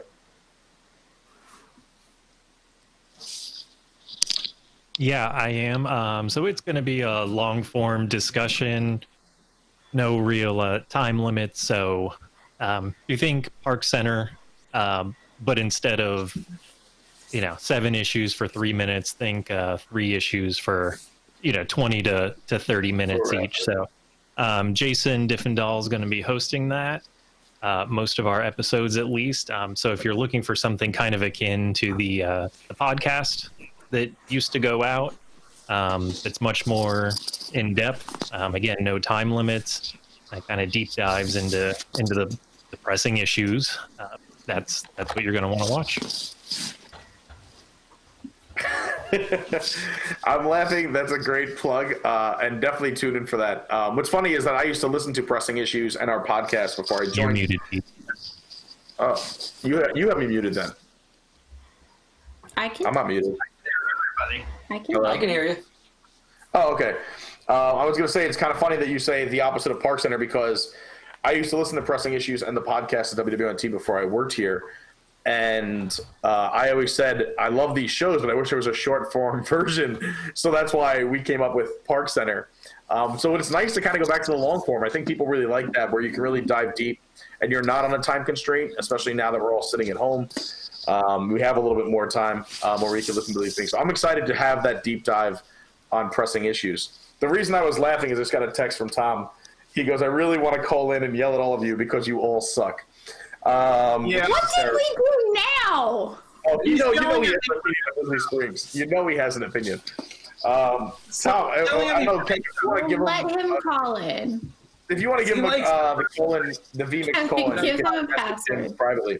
Let's keep working through before he comes in and taints this conversation too much. So Raglan Road and Hangar Bar 1 and 2. Again, we're factoring in the entire experience across the board: cocktails, food, atmosphere. Is it Disney? Is it a good time? And Kathy's coming to town. So when were we factoring in food? Come on. We're factoring in. It's just a factor. You have to put all these things, factor them all in. It's not a big factor. It's one of 10 things, Nick. It's one of 10 things. To be all right. So where are we putting 3 and 4? Do we want to slide in Morimoto here? I think Morimoto's a good. I would agree with that.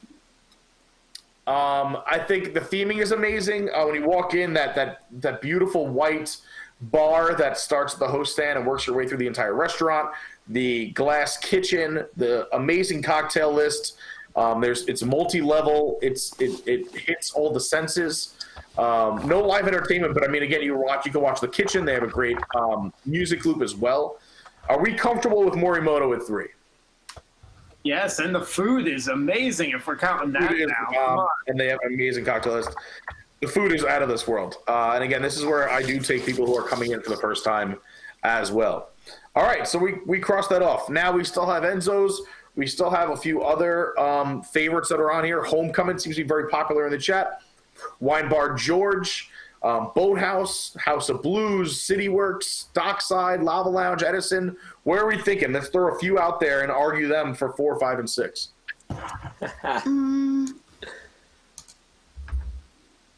This is shockingly enough getting harder. Personally, I don't mind leaving Enzo high on the list. But for me, if I'm going to say pick my next 3 and work out how I'm going to rank them, would probably be Enzo's, House of Blues, and probably Splitsville Outside Bar. Am I missing something in the next 3 that should be in there? I would take House of Blues out of those. Wine Bar George, I can't believe I forgot it, but that's high for me, man. They got a charcuterie board that's out of this world too. If we want to, I like charcuterie boards. I don't know if I don't know how much that counts. But they have an amazing one. They also their steak frites for lunch is affordable and out of this world delicious. They don't take Tables of Wonderland, but they do take annual pass holder discount for 10% off food only. I'm okay with that being in the next 4 grouping between 4 and 8. Is there one we're missing out of Enzo's, House of Blues, Splitsville, Wine Bar George? Ashley, Nick. Anything we're missing out of the next 4? Are those an appropriate next 4, and we could rank them? I have a side vote, an additional side vote for Homecoming from one of our friends. Yeah, Homecoming's good too, man. That moonshine, it's rough. I agree. I would put Homecoming above Wine Bar George. Nothing against Wine Bar George. Those are hard cocktails to get right because it's very easy to have just taste straight moonshine. All right, so let me say this. So I got these 5. We'll go around real quick. Just pick 2 out of the 5, and we'll try to pick the next 2 out of these 5. We have Enzo's, House of Blues, Splitsville, Wine Bar George, Homecoming. Out of those 5, where do you think who should be 4 and 5? Go. We'll just do a Homecoming and vote. Enzo's. Homecoming and Enzo's gets 2. All right, a vote there and a vote there. Nick? Enzo's and Homecoming. Oh, wow. Same exact 2 votes. That's going to win. I was going to say House. Go ahead. No, go ahead, Rob. I was going to say House of Blues, Wine Bar George, but I don't think that's going to win. I was going to say House of Blues, Homecoming. So it looks that 3 out of 4 of us, Homecoming slides into 4. I think this is okay. I'm okay with that. Yeah, it's unique. They have great cocktails. It's a great story. They take Tables in Wonderland. They take annual pass holder discounts. Probably the best bartender I've ever had on Disney property, well, top 2, was at Homecoming. I was there on a vacation before I lived here in February, came back 3 months later for a quick weekend event. She said, "Hi, Pete," and remembered my name from 3 months prior. And I was not a local in New York. I was just blown away. I don't know if it could just be my personality. I don't know, but she was just like, same thing as last time. And I'm like, I don't know if you're remembering me correctly. I don't live here. I live in New York. She's like, yeah, Pete from Long Island. We had this whole conversation about like what you like to drink. And I was like, oh my God, I should probably know your name. So I'm okay with Homecoming in the 4 hole. The other 2 that had 2 votes each were Enzo's and House of Blues. Who wants to fight for each one? Well, the reason I'm going to go ahead. I'll be honest. I mean, because of all the other choices there, I don't go to House of Blues for drinks. I've been there a couple times for meals, a couple times for concerts. Never went there to have a drink. So, I mean, I'd have to vote Enzo's because that menu just draws me to it with their twist on the classic cocktails.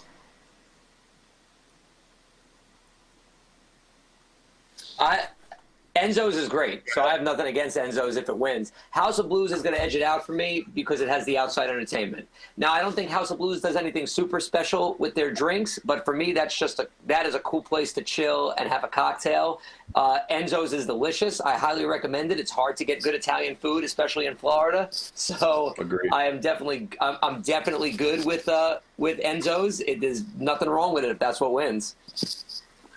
Yeah, I'm on the fence here. Again, I have a slight lean towards House of Blues because for me, you got a great happy hour. You have a cool atmosphere. You can sit inside or outside. It's got that, especially if there's got the live music outside, it puts it over the top. But Enzo's super cool. You can go down to especially the Hideaway. You can go down to the Tunnel Bar, go to that speakeasy vibe, have really delicious cocktails. Definitely a better cocktail list. So I'm on the fence. Probably a slight lean towards the House of Blues, but where do you want to put it? You guys tell me. Enzo, House of Blues, or House of Blues, Enzo's? Well, I think Ashley has to throw in her vote. Oh, yeah. I don't know. My prior college program self wants to throw it to House of Blues for nostalgia, because that and Jelly Rolls are the 2 places that college program goes to drink because at least back in the day, was free, and the drinks are pretty cheap, comparatively speaking. But I think, I don't know. It's a toss-up for me because I see the argument for both sides. But my philosophy has been experiences that you can't necessarily get anywhere else. And House of Blues is technically a chain. People can go to I've been to House of Blues in Myrtle Beach. So I think I'm going to have to give the edge to Enzo's. It's a good point. We did say more Disney and unique experiences. So I'm going to put Enzo's at number 5, and I'm going to put House of Blues at number 6. We have 4 spots left in our top 10. So far in the previous list, we could add 2 more. We'll do the same system that worked well. Is we have Splitsville, Wine Bar George. What else should we put in this little argument here? I'm okay with just those 2, to be honest. Mm-hmm. I'm okay with those 2 as well, unless you guys have other thoughts. Nick, Ashley? No, I'm good with that. I think honorable mentions to the rest of them, but... Well, we're just talking 7 and 8. Work our way into 9 and 10. I can't speak much to Splitsville's drink menu, because again, when I'm going for a drink, I'm not picking Splitsville's bar. So maybe I'm missing out. I don't know, but I can't speak to that one, and I don't drink wine, so I really can't speak to that one either, unfortunately. That's fair. Splitsville also has Splitsville has probably the best sushi on property. I don't know if anybody's mentioned that in anywhere, but Splitsville sushi is unbelievable. Is that they have really good sushi, and also they have really good sliders. It's a surprisingly... Everyone you take there says, wow, they expect bowling alley food, and it's probably some of the best food down on the West End. Even the pizzas, the pizzas are good. Yep. They got good stuff there.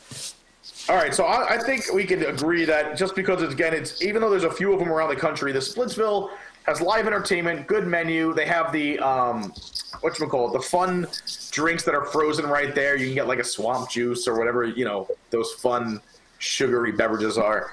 I think Splitsville's fun for more people. And again, as you're walking by, you can people watch. It's right by the movie theater and CityWorks. So I'm okay with Splitsville right there and Wine Bar George at 8. It is the largest by the glass list in the state of Florida. George, what's his last name? Is it Calagritas? No, it's the other George. A Florida local, came back home, a master sommelier. He still hangs out in the restaurant.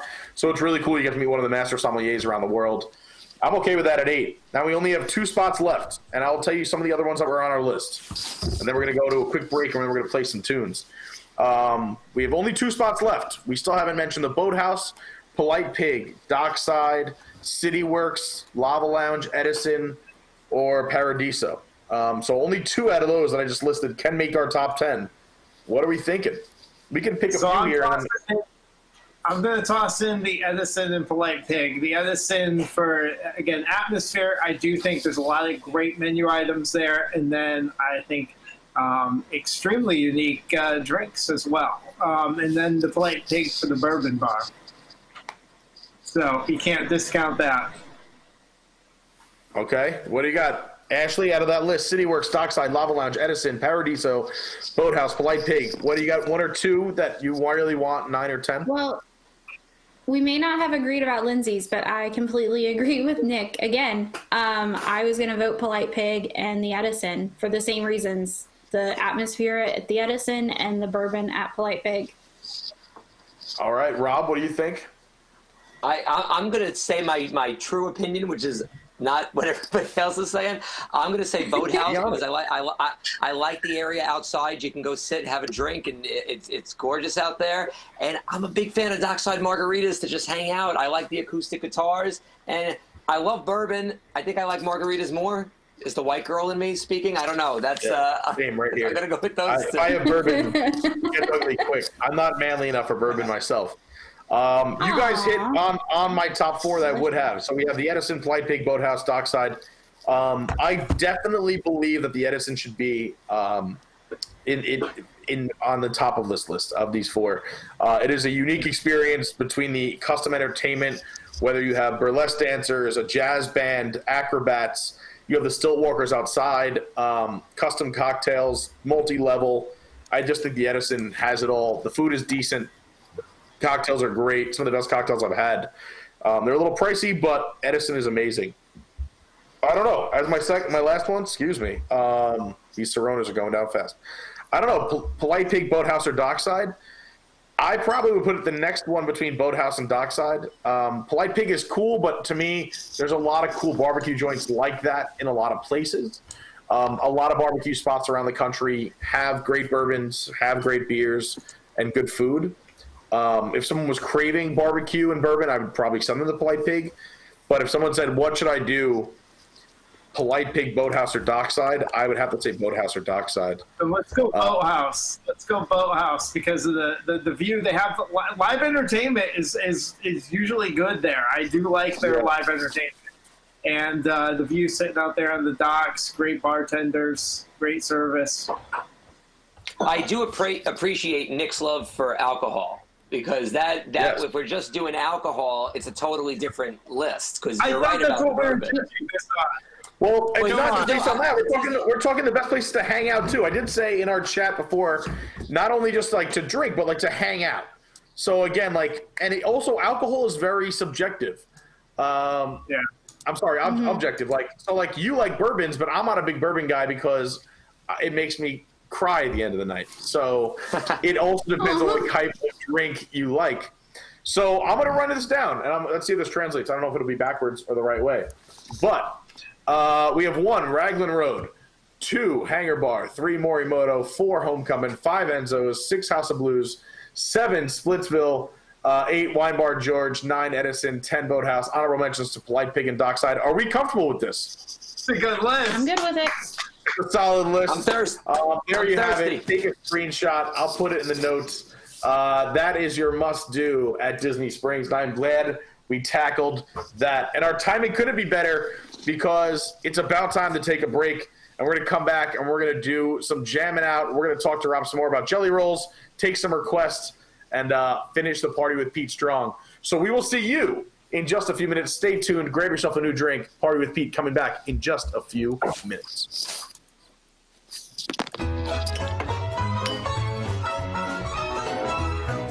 Something has stopped us now. I'll tell you how. We're gonna live on through it. Let's stay inside and spend our time taking things in stride. Good times aren't held at bay. Just stay away from the population and wash your hands to kill off those bacterial strands. Now we're trying to keep a little distance. It's for sure our best resistance to making things a whole lot worse. Come on, kids, let's all go down to the sink. Wash those grubby little hands of yours. 20 seconds. You never know, it might just save a life. Something has stopped us now, but don't you fret, it'll for sure get better. We'll soon be hand in hand, going down to Disneyland. Oh, won't that be so grand, though something has stopped us now. Ah-cha-cha.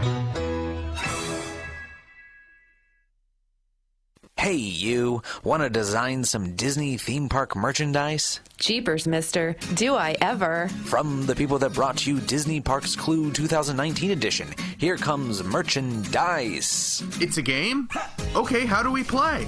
It's simple. Just take the intellectual property die and the item die, roll them, and see what you get. It's a small world.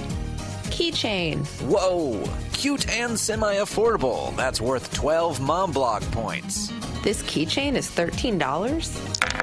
Cupcake mini ears. Extra sweet. You get the Instagram bonus and a pass holder event to manage those crowds. Donut cookie? Dessert that looks like other desserts? A Disney classic. Why not just make a donut? I got Muppets. Mug. Sorry, amigo. It looks like you're headed to the outlets. Anyone want a Muppets mug? Now only $3.99. Nope. Still nobody. Boy, did we ruin that IP or what? It looks like I'll win on the next roll.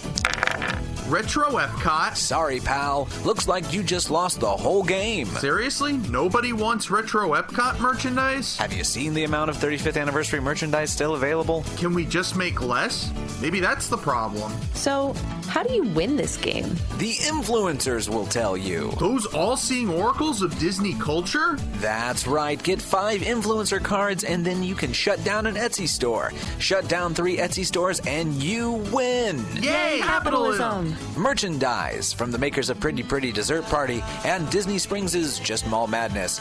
Buy it today.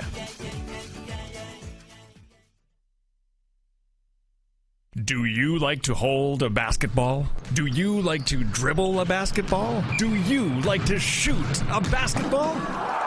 Well then, come on and slam and welcome to the NBA Experience, Disney's newest offering in very specific niche entertainment. The NBA Experience, the only place where you can pay to answer basketball trivia and get your photo with a wax figure of NBA Commissioner Adam Silver. Yes, the Adam Silver. Think that's all there is? Well, we're just heating up. Have you ever wanted to play basketball on an officially NBA branded court that wasn't actually regulation size? Have you ever wanted to shoot foam basketballs from a slingshot like a friggin' Angry Bird? Yes? Then why are you not here yet? Branded by TripAdvisor as just like the NBA, but for fat old tourists. It's the NBA Experience, and because we want everyone to enjoy, we've got discounts and savings for you. Are you a breathing person? Discount! Have you entered our building? Another discount! Plus, even more savings if you're a cast member, annual pass holder, DVC member, Disney Visa card holder, or heck, have Tables of Wonderland. Why not? Make your way from downtown to the NBA Experience at Disney Springs. And coming soon, 2 new experiences full of razzle-dazzle you won't want to miss. First, we'll see how fast you can clean a basketball court in Broom Shakalaka. Sweep like never before. And don't miss our upcoming meet and greets with NBA-themed Disney characters, including Captain Shaq Sparrow, Orange Larry Bird, and Kareem Abdul-Jabbar. The NBA experience. It's here, so you may as well check it out. Only at Disney Springs. All of the Disney theme parks in the world are closed, but that doesn't mean the magic has to end. Your home can become the place where dreams come true with Disney Parks, the Home Edition. This massive box comes with everything you need to create the Disney theme park experience at home. Wow. What's in it? Inside you'll find items such as a collection of easy-to-assemble park icons. Insert tab 2 into hole 5. Then insert tab 5 into hole 7. Then, is it ready yet? No, son. It turns out that it's hard to build a geodesic sphere out of cardboard. It's okay, honey. We can just project one on the wall. Queue stanchions so you can wait in line 90 minutes for a ride. Something's dripping on my leg. Dad, are you peeing? I had to go. We've been here for an hour and I had the entire $4 bottle of water expansion pack. An inflatable tour guide and his group who passed you in line. Hey, where do they think they're going? Honey, they paid for it. And I didn't? We're staying at the All-Stars. Yeah, for $150 a night. When I was your age, it was a nickel. A plastic churro. That's really hard. It's close enough to the real thing at Disney World. You're only supposed to take pictures and then throw it out. Here, dear, have some complimentary bread. A wet mop so you can draw characters on your driveway.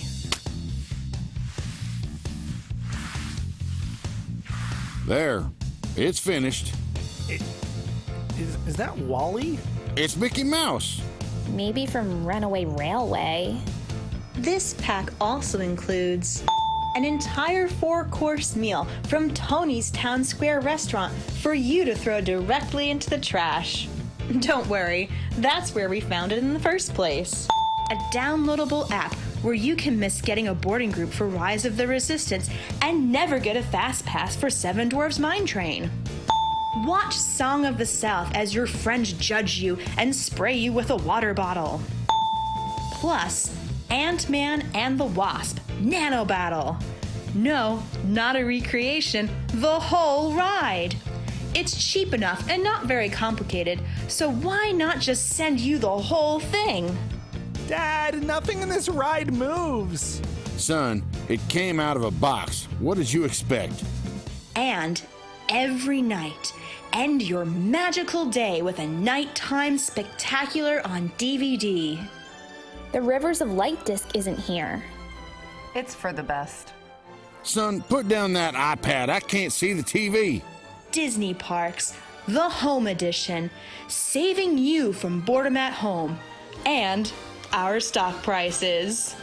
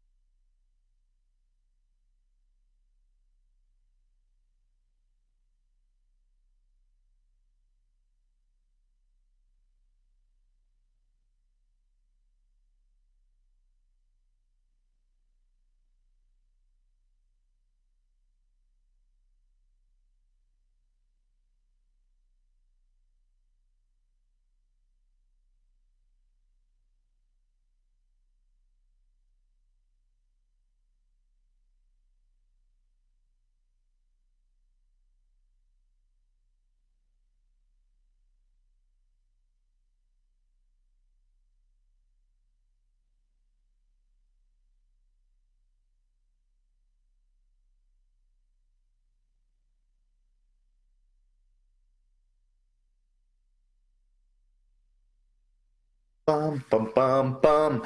We're back. Hey, everybody. Welcome back to Party with Pete. Whether you are watching on YouTube, Instagram, Facebook, Twitch, Periscope, Crowdcast, I welcome you back, and I hope you're enjoying the party. Today has been a lot of fun. We had Eric Wolf, Nicholas Cicero, Ashley, Kevin, the main man producer, and, of course, our special guest, Piano Rob from Jelly Rolls. We are in our last hour.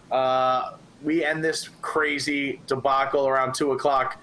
But now, stepping in, Nick had to run. We have Eric Morton. What's up, Eric? How's it going, guys?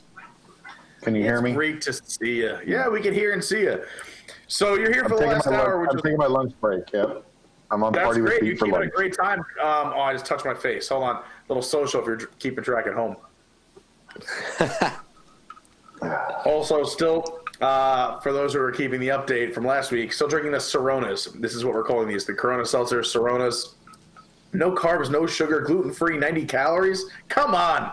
Like, these are great. Go down like water. So in this last hour, the reason Piano Rob is here right there, my favorite, one of my favorite spots, somewhere I have to take anyone who's like, what's a good time when you get out of the parks, is you must go to Jelly Rolls at Disney's Boardwalk.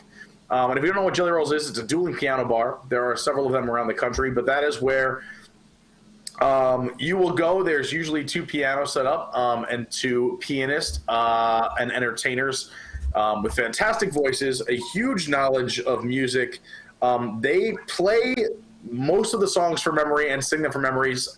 Some they pull up, but they're just able to just entertain and bring out the best in you. I'm going to dig into how much you have to know and everything else, but in case you don't know what Jelly Rolls is like, there's a video of the last Sunday night before Disney closed down where myself, Mr. Tom Corliss, a few of our friends all went to Jelly Rolls. Sean Kloss was there, our social media guy, and we were singing and dancing. Rob is actually the featured pianist singing in the background and entertaining us. And you'll see a special cameo from Tom Corliss. So, Kevin, let's roll that video in case you don't know what Jelly Rolls is like.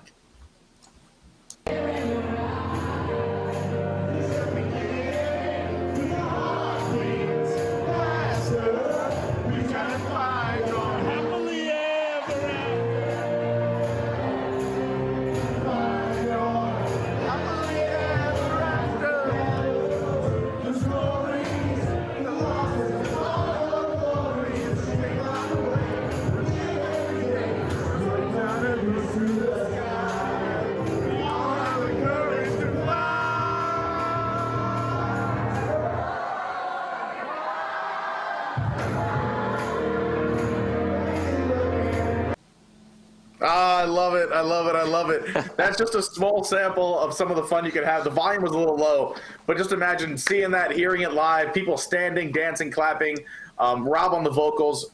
Rob, what is it like working at Jelly Rolls? I mean, how many nights a week are you there, and what is it like going to work in that kind of atmosphere every day? Usually 4 nights a week, sometimes a little more, sometimes a little less, depending on who's there. I love it. And the main reason I love it is it's always different because you don't know who's going to go in there. It's not like I'm doing one of these shows where I have to play a set every single night. It depends on the crowd, whatever they want to hear. And people are different. People are different all the time. So it's just, it keeps me going, man. It's fun. It looks like the coolest job ever. I know you guys rotate in and out. And again, do you know who you're going to be forming with? Because there's a partnership and a teamwork that goes on when you're playing against or with someone on stage. Do you know who you're going to be teamed up with, or how does that work before the shift starts, if you will? So there's seven of us that are full time. We all mainly have our set partners. So the person who is actually doing the main singing on that song, that's my normal partner. That's Jason Paulak. He's been at Jelly Rolls. He started in like 2000. He left for a couple of years. He came back. So he's been there forever. And obviously my best nights, I feel, are usually with him because we just have a cohesiveness now. Like we Awesome. We know each other inside and out. We know who's going to do what songs. We know what harmonies, what solos.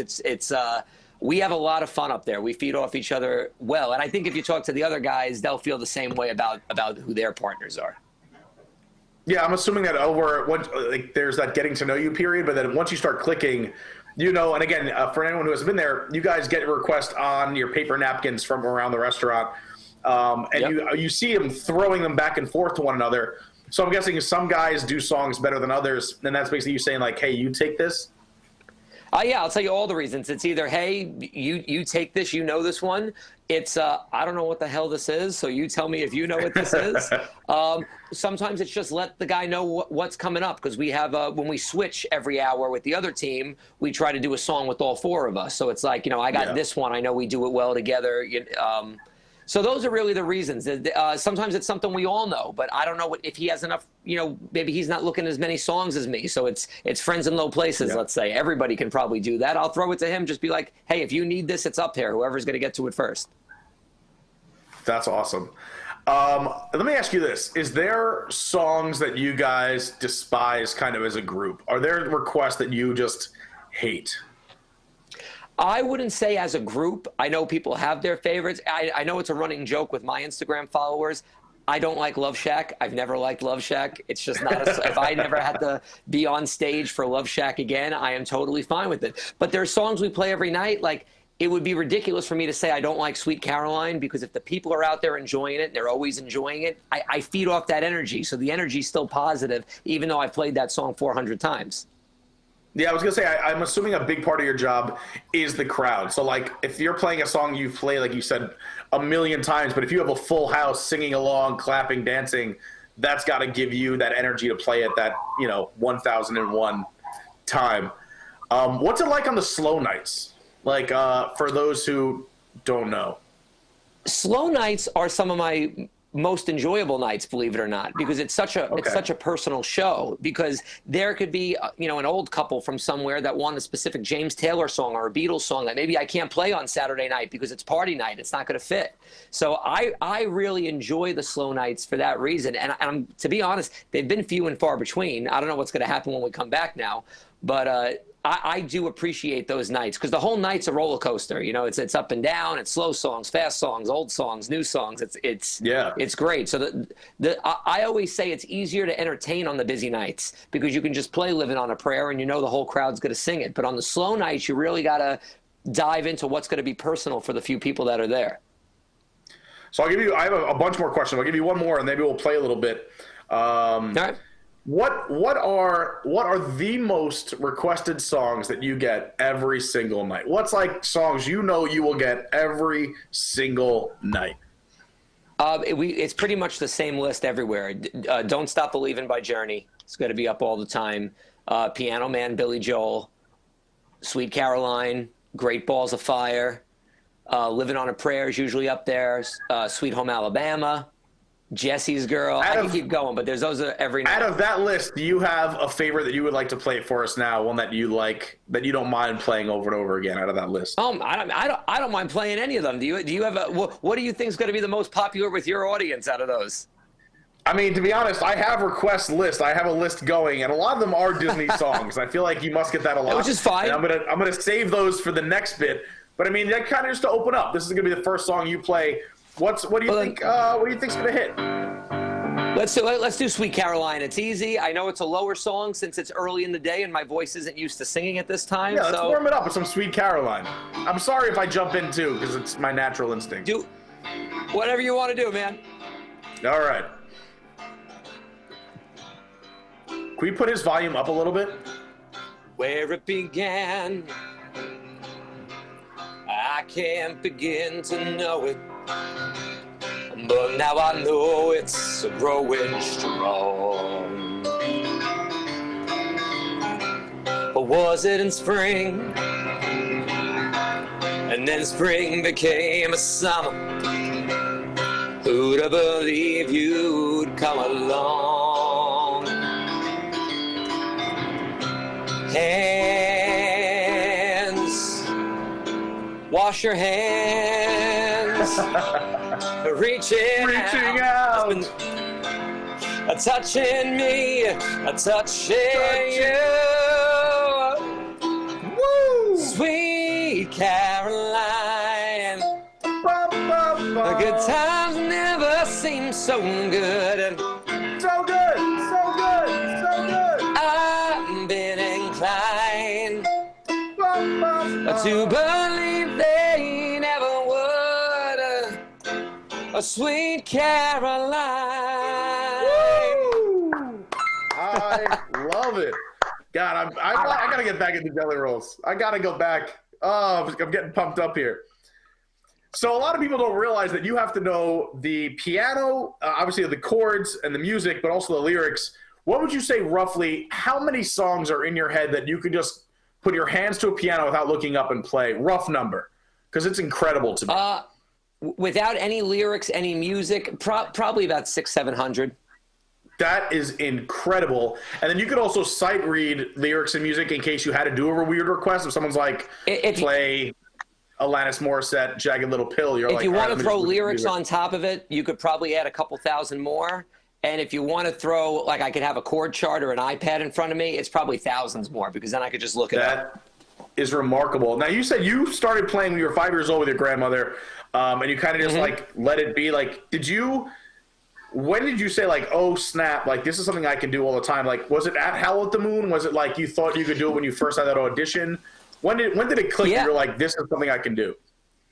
I never thought that there was a way to play music and make a real living. So it absolutely was at Howl at the Moon.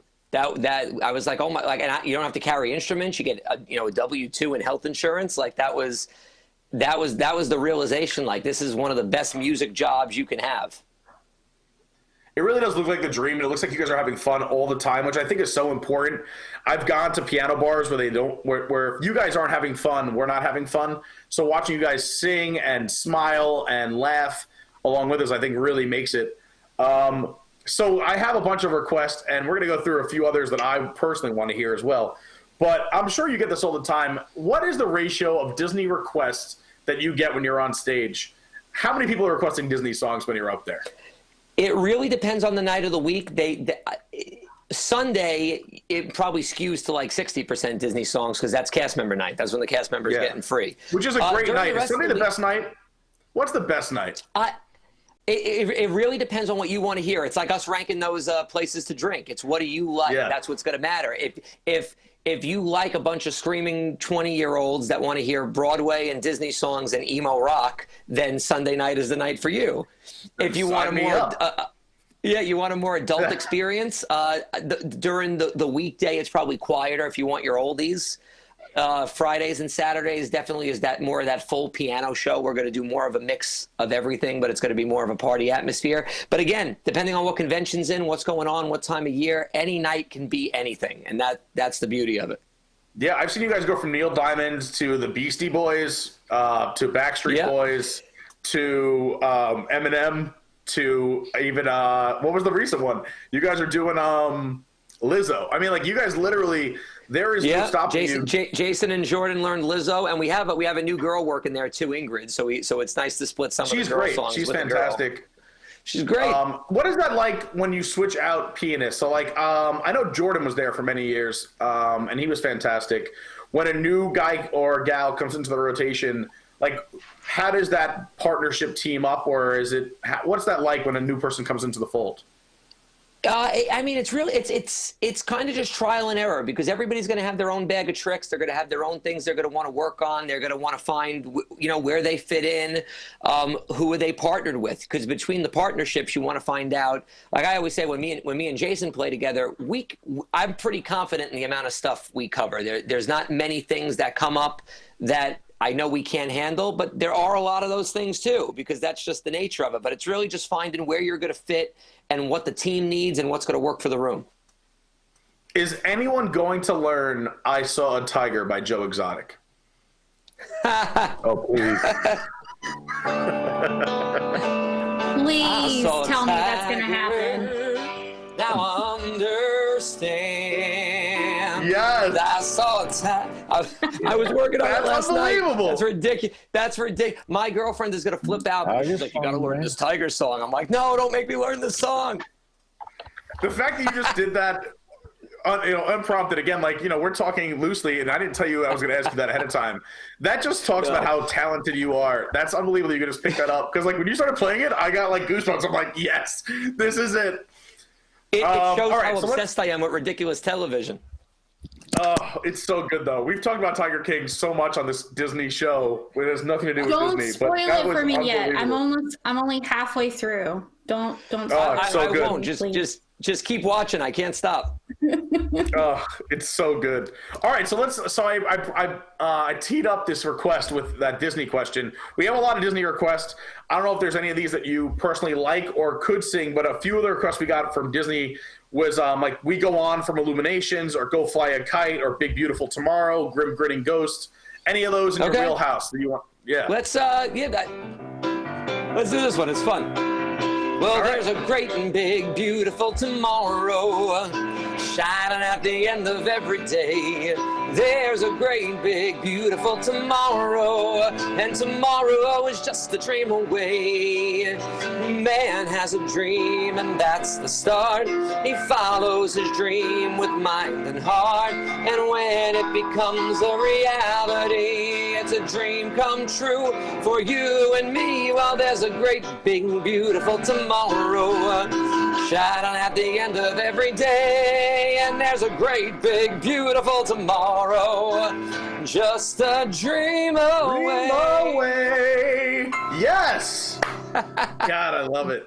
It's pumping me up. We really could have used him a couple Saturdays ago. Say that again? I said we really could have used him 2 Saturdays ago when we. That's right. We did on Eric's show. Locked in with Eric Morton on Saturday mornings at 11 to 2. We did a cold open of Great Big Beautiful Tomorrow, and we did the entire ride in character. Everyone had different characters. We totally could have used your amazing voice instead of us singing it. It was interesting, but it was a lot of fun. And again, if you're just tuning in, this is Party with Pete. We're at WDWNT Live with Piano Rob from Jelly Rolls, and we're taking requests in the YouTube chat as well as just playing some of the favorites. So let me ask you, since you're a New Yorker, do you mind all the Billy Joel requests, or are you okay with it? They're my favorite. They are my absolute favorite. I grew up listening to him. I've seen him more than any other artist that I've seen. Same. I got to play with his sax player one night, which was awesome. So yeah, Billy Joel all night long, I would gladly do. Which sax player? Mark Rivera.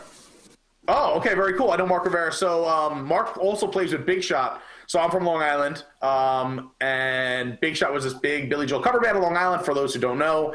And now Mike Del Giudice actually plays, who was the lead singer of Big Shot, plays with Billy Joel and tours with Billy Joel. And Big Shot, featuring Mark Del Giudice, a guy I used to play poker with on Long Island, was supposed to play the Flower and Garden Festival this year. He was. At Epcot. And I don't know if it's still going to happen. We'll see. It's supposed to be in May, so we'll see what happens. But I'm a big Billy Joel fan. Do you have a favorite song, or do you want to do a little – you can pick – I would love to hear some Billy Joel. You can pick. You know what? Can I do a random one, or you want a real popular one? I would like both, please, because I'm a greedy Billy Joel fan. Let's do any kind of mega mix or medley you want to do. Yes.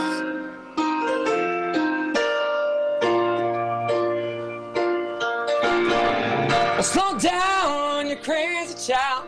You're so ambitious for a juvenile, but then if you're so smart, tell me why are you still so afraid? Hey, where's the fire? What's the hurry about? You better cool it off before you burn it out. You got so much to do, only so many hours in a day. Hey, you know that when the truth gets told, you can get what you want, or you can just get old. You're gonna kick off before you even get halfway through. Ooh, when will you realize Vienna waits for you? Here's a more popular one. Yeah.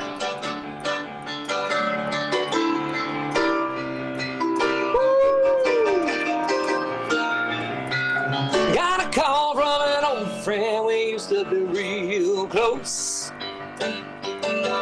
Said he couldn't go on the American way. Closed the shop, sold a house, bought a ticket to the West Coast. Now he gives them a stand-up routine in LA. I'll tell you what, since we're on a Disney show, I'll do a little bit of this one because it's the only people that care about it. 1 minute I'm in Central Park, and then I'm down on Delancey Street. From Bowery to St. Mark's, it's a syncopated beat. I said, ooh, ooh, ooh, ooh, well, I'm street smart in my New York City heart. Why should I worry? Why should I care? I may not have a dime, but I got street savoir-faire. Some old Disney, there you go. I can keep going, but I figure we'd do snippets. No, that was awesome. I'm loving it so much. You're really warming my heart. If you don't know where that was from, you're not a big Disney fan. You know? No, the chat is blowing up. True. Lots of applause. You're killing it. So let me ask you a question. Do you personally have songs that you're like, oh no? Like if you get handed a napkin and see a song, what's the song that you're like, please no? Are you going to ask me to play them if I tell you what they are? No, I will not ask you to play them. Like my follow-up is, what songs do you see that like you're like, heck yes, I thank God someone requested this, and you can play those. But I'm starting with what songs do you despise, and then we'll say what are like the ones you get that you're like, I'm ready to tear this up. I really, truly mean this. I don't really despise anything, because if somebody's going to enjoy it, it also depends on how I'm feeling. You know, some nights your voice is in better shape than other nights, and then you get like that Celine Dion or Mariah Carey request, and I'm like, oh no, not tonight. Oh, geez. Or like usually those diva girl songs like Whitney Houston. You know, it's like that type of stuff. Sometimes I'm like, oh no, I don't think I could do it tonight. Or if it's the wrong crowd, if any song comes up, but that person's the outcast in the room for the night, and that person could be a different person every night. On one night, it might be the Whitney Houston song. On one night, somebody might want to hear Old Town Road, and I'm looking out to a bunch of, you know, people in their 60s and 70s, and I'm like, no, that's not a good idea to do this tonight, but I might have to do it. So there's nothing that you really that you get that you really hate? Honestly, no. There's no... I told you, Love Shack. I'm honest about Love Shack. All right, Love Shack. We'll take Love Shack. All right, well, what is one of the napkin requests? Again, you're writing your song in a napkin. For those who don't know, excuse me, I'm singing along and I'm losing my voice. So I give you a lot of credit. This is just for me talking.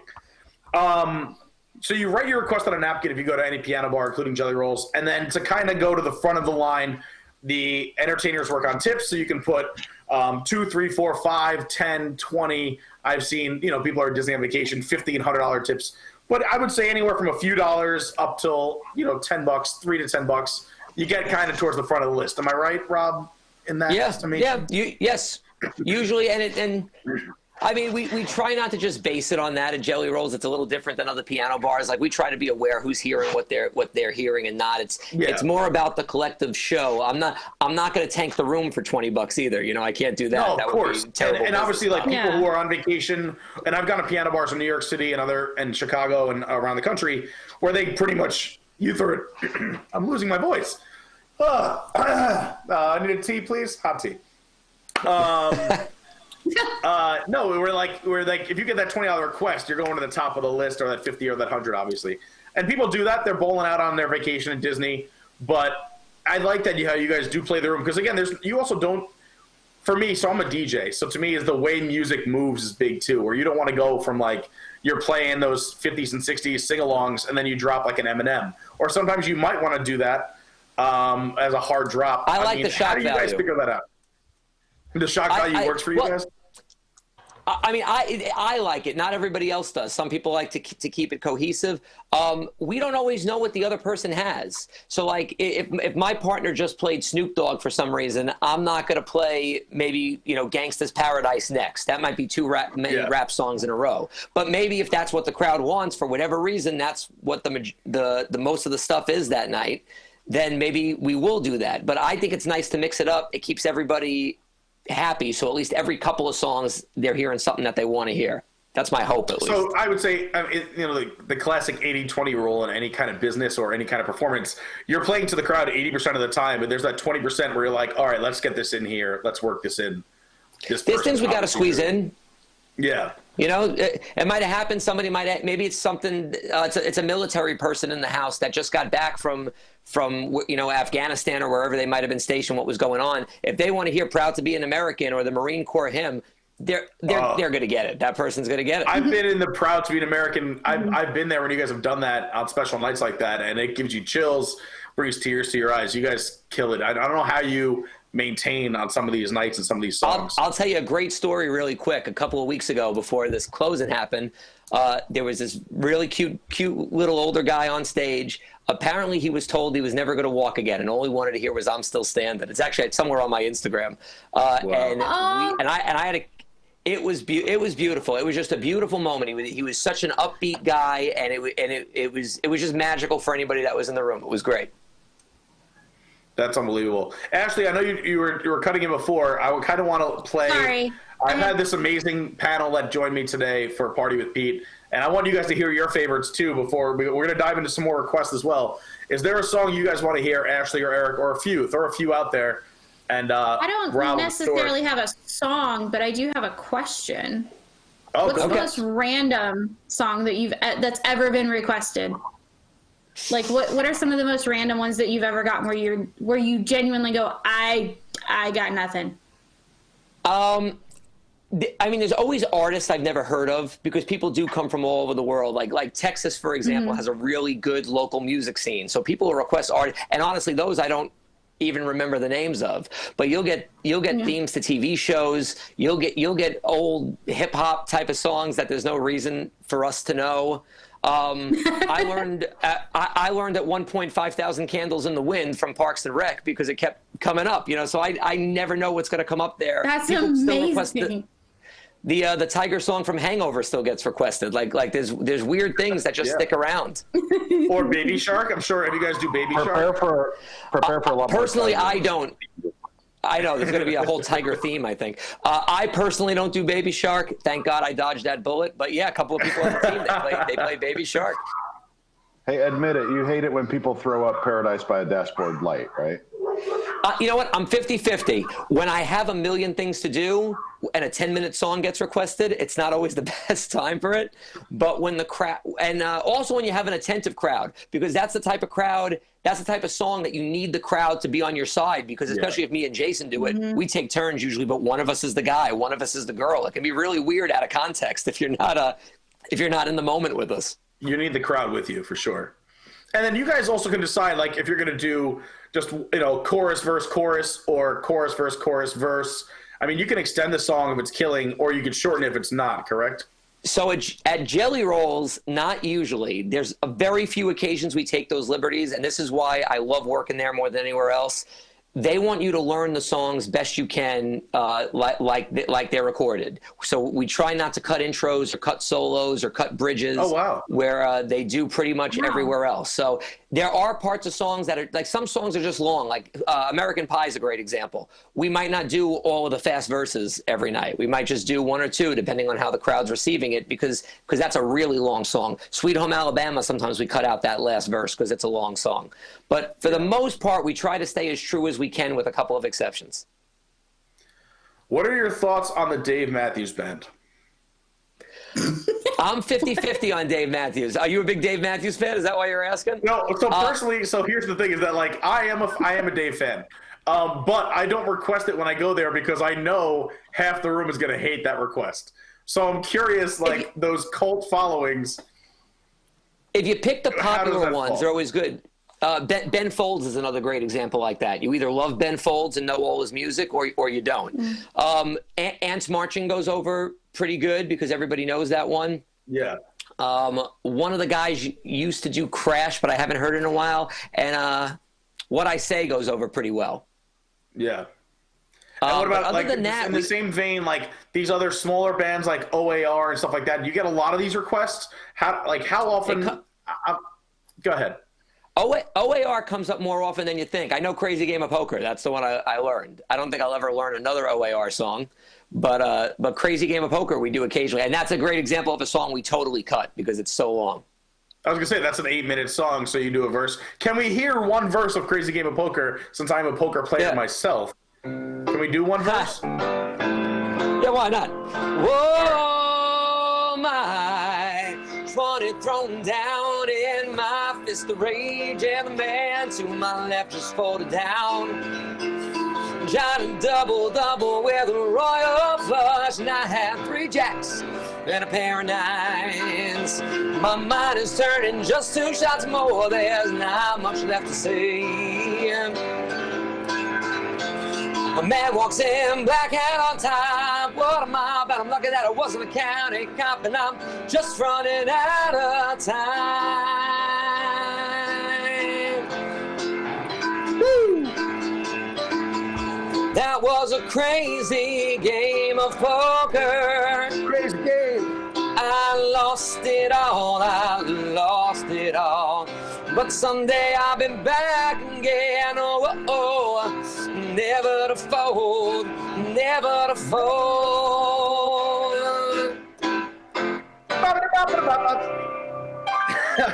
That was awesome. Taking some questions out of the chat. I just peeked over there. This is kind of a two-parter because I feel like it both involves the adult theme. You have to be 21, right, to get into Jelly Rolls? That's correct? So No how do you handle lyrics that have some expletives or some adult language when you get those requests? Are you still skipping over those, or can you play those because it's over 21, or is there a Disney theme where you're trying to keep it clean? So the first rule of thumb, we have speakers that are outside, that when it's quiet outside, you can hear them across that lake all the way to the beach club. So no bad words will ever be said on the microphone. There's some songs we just can't do at all because of the content. Back That Ass Up by Juvenile is a great example of that. Every other word in that song is a classic bad word. Song about a guy trying to get his donkey into a barn. Classic. But if it's just a couple, here, and we're not going to play that Tenacious D song, if you know the one I'm talking about. We're not allowed to play that song at Disney World. But there's plenty of rap. Usually it's the rap songs, but we can kind of get around it. We do some Snoop, we do Gangsta's Paradise. There's no bad words in that one. If it's just 1 or 2, I've got myself around Candy Shop by 50 Cent a couple of times. I've been able to squeeze that in, or Regulate by Warren G. Usually we'll just leave the bad parts out. But yeah, that's really the basic thing. We don't say the bad word. I mean, even in pop music, like Pink will say, she likes to throw the F word in there. The joke I usually make is the only F word around here is Frozen, which is a worse F word in my opinion, but that's my joke. So the Frozen songs you're not okay with. We found again, I'm not trying to give people the requests you don't like. I want you to exceed and excel. But I do want to find what you don't like, because I know there's songs. I'm not as big a fan of the newer Disney music. I like the Alan Menken time when he was writing the songs. So I wasn't a big fan of the Moana songs. I wasn't a huge fan of the Frozen songs. I like In Summer. But musically speaking, I think the older ones were written better. Randy Newman does a great job. I love the Toy Story and the Monsters Inc. stuff. But I just prefer that stuff. I'm not saying that the other stuff is bad. I just prefer the older stuff. Can we get a little Alan Menken? Your choice. Your little choice. Alan Menken classic. Yes, I got. Let's do this one. Your choice. I was gonna go Newsies, but I don't know if I have it ready, so I'm gonna go. I'm gonna go this. All right. The seaweed is always greener in somebody else's lake. You dream about going up there, but that is a big mistake. Just look at the world around you, right here on the ocean floor. Such wonderful things are around you. What more is you looking for? And under the sea, under the sea. Darling, it's better down where it's wetter. Take it from me. Up on the shore, they work all day. Out in the sun, they slave away. While we devoting full time to floating under the sea. Woo! I like that one. God, I love it. I love it. You are warming my heart. I actually have a question for you. So I'm sure you guys would have played this. Do you know Kenny Rogers' music? So he. I know a couple. The Gambler's usually the one that comes up the most. I was gonna say he passed away, and I feel like whenever I'm at Jelly Rolls and like an icon, something happens, you guys do play a little thank you or a little homage. Can we hear some Kenny Rogers? Or am I pushing? We absolutely can. No, we absolutely can. All right. We try not to draw too much attention to any tragedy because it's still Disney World, Yeah. But we'll usually do something. Obviously, there's some people like when Prince passed away is a great example like that. That was a big one. Yeah. But yeah, let's do some Kenny. Yes. On a warm summer's eve, on a train bound from nowhere, I met up with the gambler. We were both too tired to sleep, so we took turns staring out the window in the darkness. The boredom overtook us, and he began to speak. He said, son, I made a life out of reading people's faces. Know what the cards were by the way they held their eyes. So if you don't mind me saying, I can see you're out of aces for a taste of whiskey. Let's get to the good part. You gotta know when to hold them. Know when to fold on. Know when to walk away. Know when to run. You never count your money. But when you're sitting at the table, there'll be time enough for counting when the dealing's done. So Kenny Rogers. Woo! All right. Yes. God, this is. Hey, I have a request. Can I make a request, Pete? It depends on what it is, but yes, go on. No, I was going to say I'm a fan of Fountains of Wayne, and as people may know, the lead singer for Fountains of Wayne passed away yesterday from COVID-19. So, do you have a Fountains of Wayne song that you would like to play for us? I have the Fountains of Wayne song. That's the one I have. Stacey's mom. Preferably a song about a mother. It's just about a nice mom that took her kids to Disney World for vacation. Stacy's mom has got it going on. Stacy's mom has got it going on. Stacy, can I come over after school? Or we can hang around by the pool.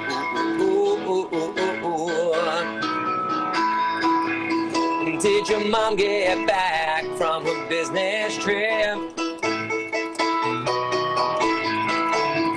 Is she there, or is she trying to give me the slip?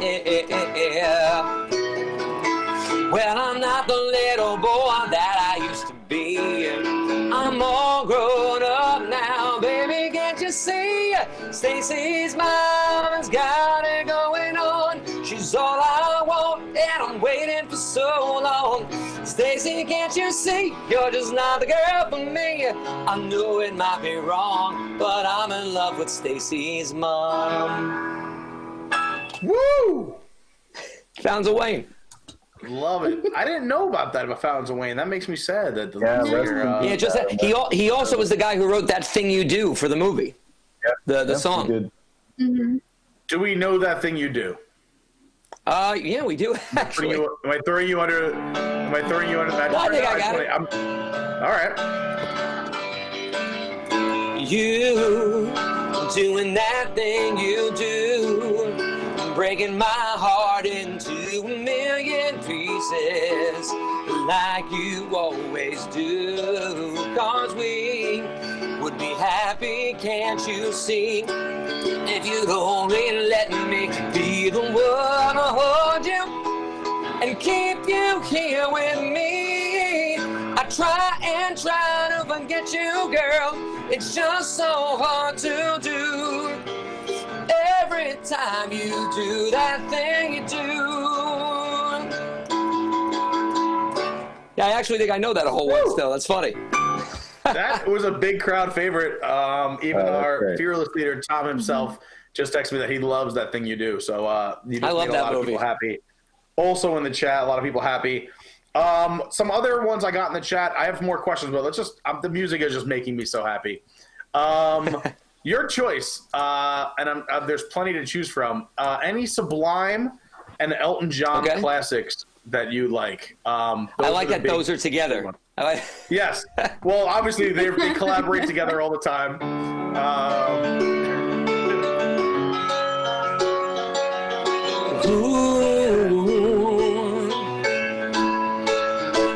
I don't practice Santeria.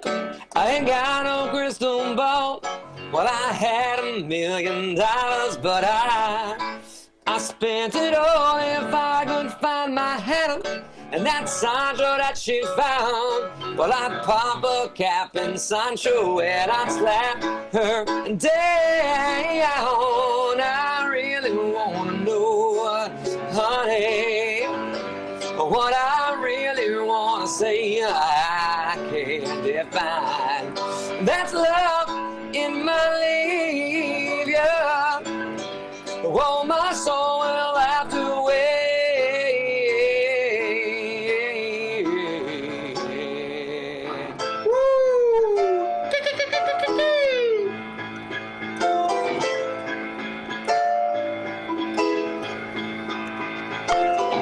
You can never know what it's like. Your blood is like winter freezing just like ice. And there's a cool only light shine from you. And you out like the wreck you hide behind that mask you use. And don't you know I'm still standing better than I ever did. Looking like a true survivor, feeling like a little kid. I'm still standing after all this time. I'm picking up the pieces of my life without you on my mind. And I'm still standing. Yeah, yeah, yeah. I'm still standing. Yeah, yeah, yeah. Elton John and Sublime. Yes. Together again. Love it. Love it so much. Oh, it makes me happy.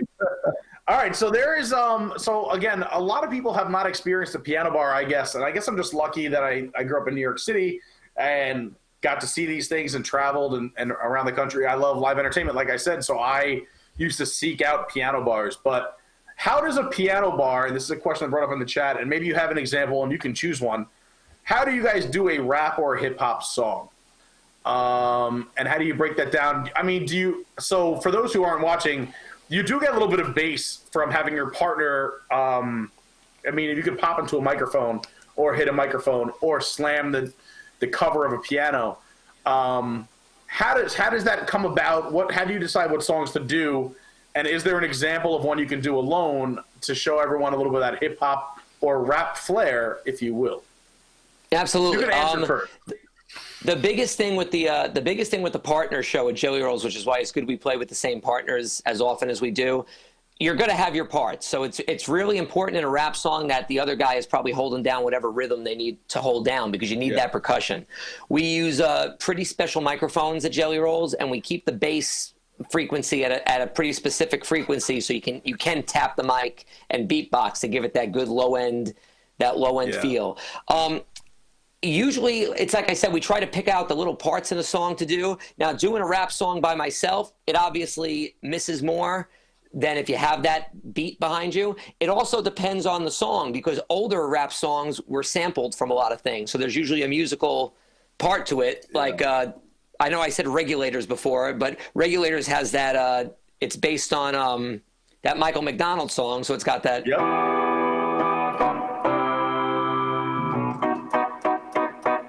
So it's got that cool behind it going the whole time. You got that rhythm. But there's some of the newer stuff, there's almost no music to it. It might just be a lot of percussion, a lot of whatever else. That stuff is. I'll give you a great example. I have not learned a Cardi B song. I don't plan on it. You could put that on my list of things I'm probably not going to do. Okay.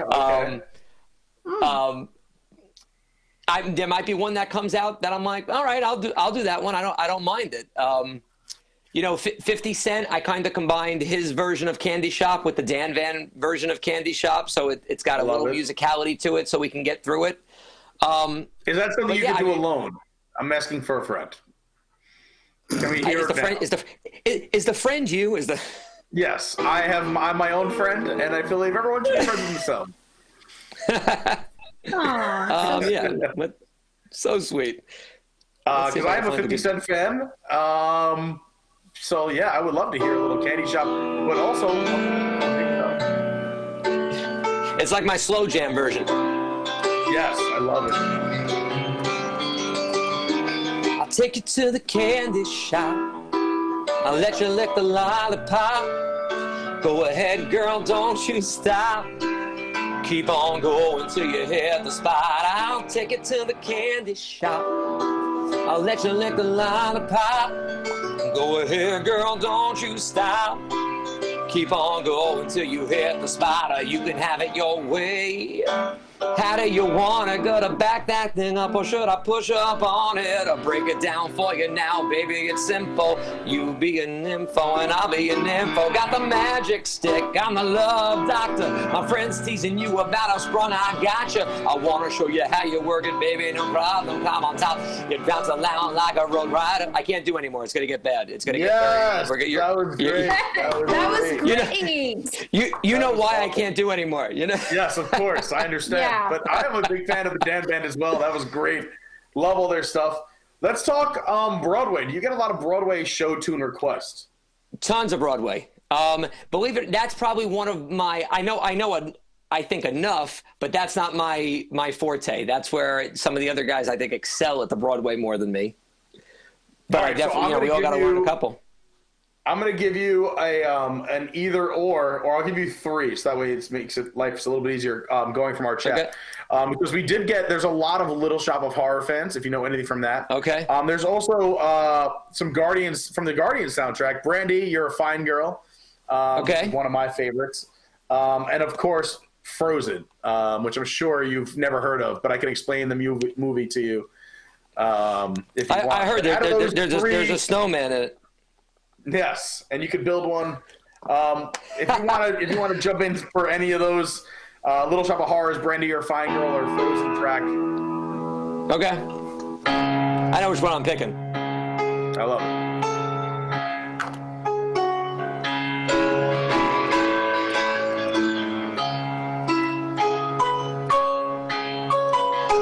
There it is. I knew I'd do it.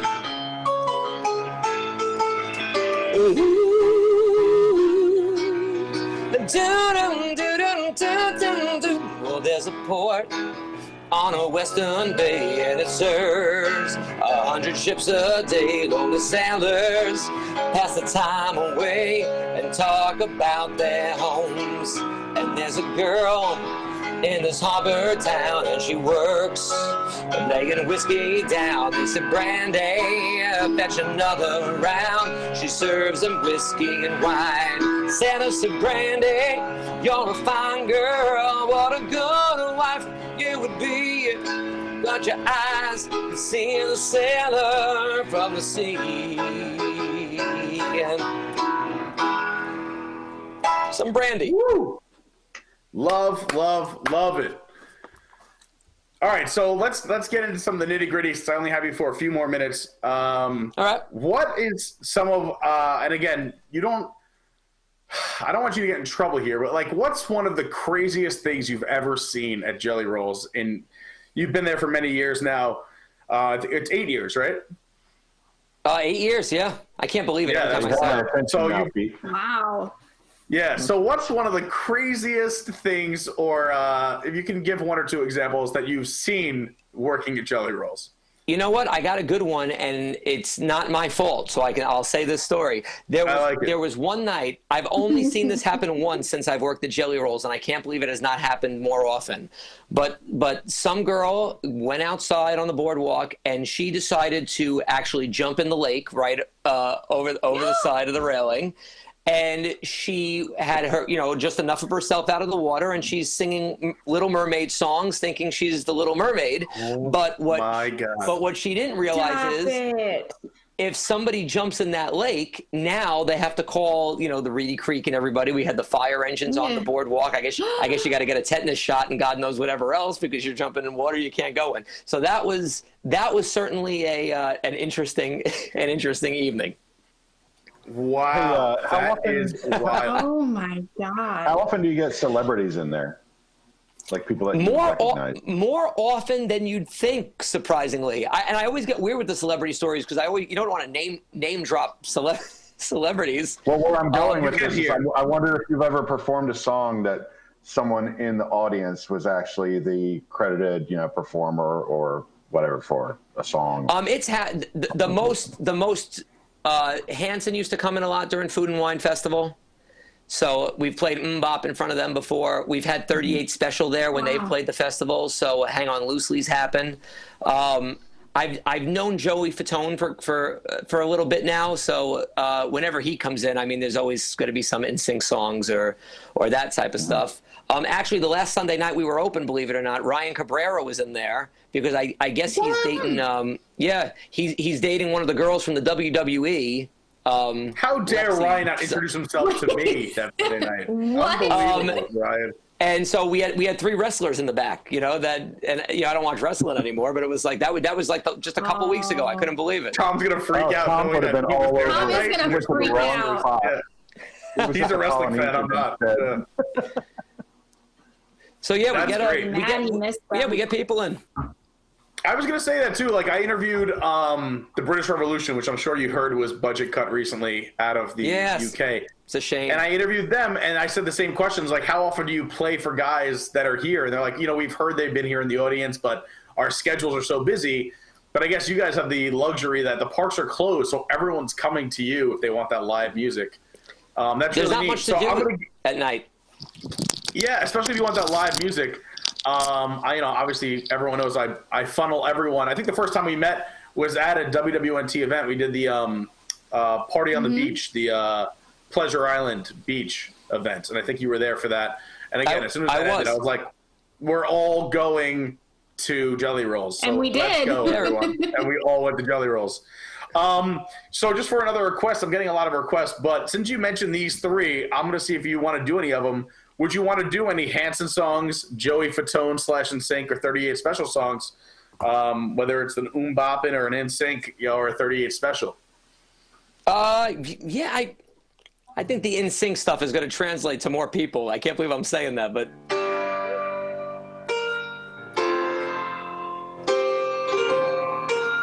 Hey, hey, bye, bye, bye. Well, I'm doing it tonight. You're probably gonna start a fight. I know this can't be right. Hey, baby, come on.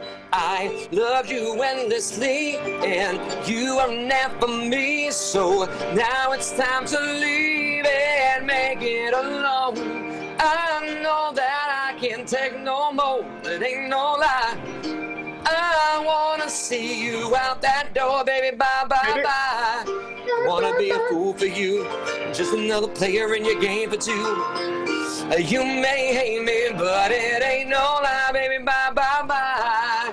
I don't wanna make it tough, I just wanna tell you that I had enough. It might sound crazy, but it ain't no lie, baby, bye, bye, bye, bye, bye, bye, bye, bye, bye.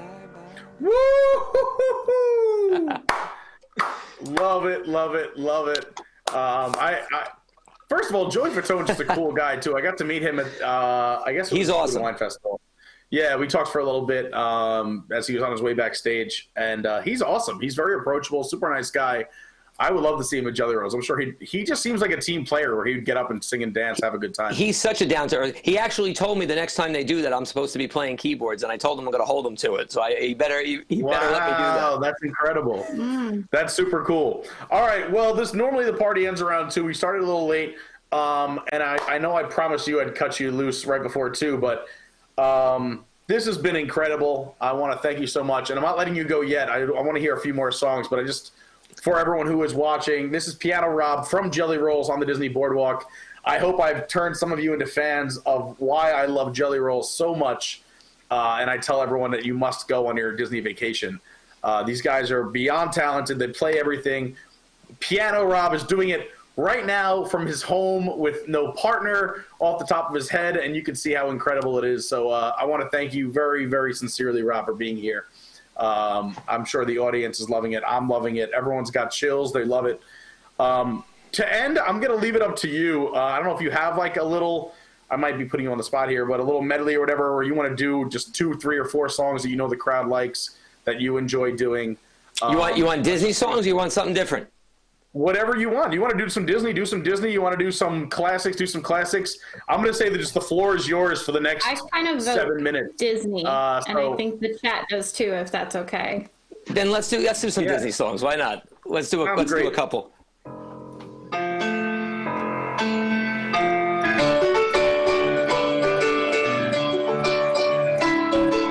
Gonna be a mighty king, so enemies beware.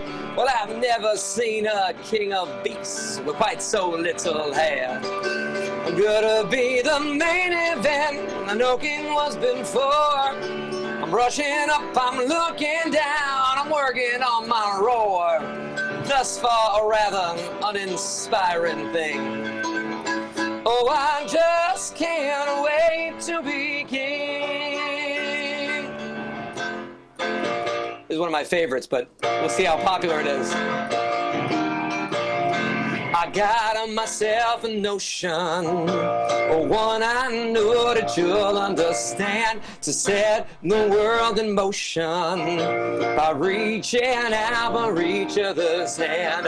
Maybe we'll discover what we should have known all along.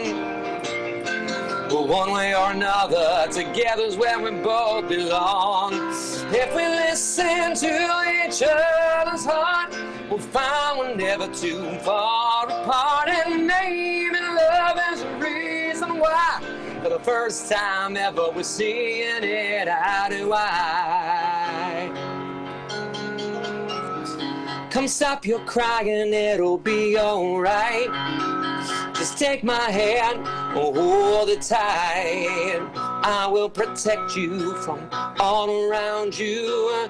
I will be here, don't you cry, 'cause you'll be in my heart. Yes, you'll be in my heart. From this day on, now and forevermore.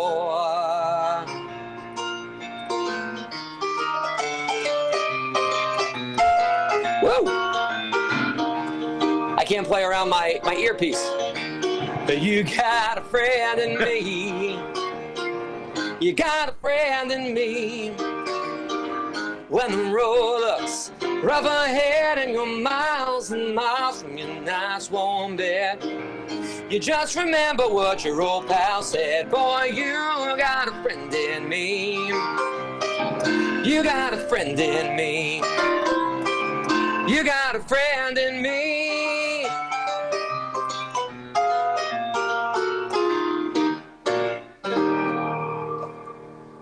Wow. Is that a good medley? Wow. Perfect medley. That was amazing. The chat is loving it. Piano Rob, thank you so much. I really appreciate you spending some time with us. This was super cool. Thank you for having me. You guys are great. Weeks. Yeah, this has been incredible. And thanks for chatting with us, too. If you are tuning in late, we talked about our favorite spots at Disney Springs, which Rob was a part of. We talked about some quick news. We talked about so many fun things today. And it went so fast, I can't believe it's already 1:57, and this ends at 2. But I want to thank the entire audience for watching. Thanks for tuning in from all over.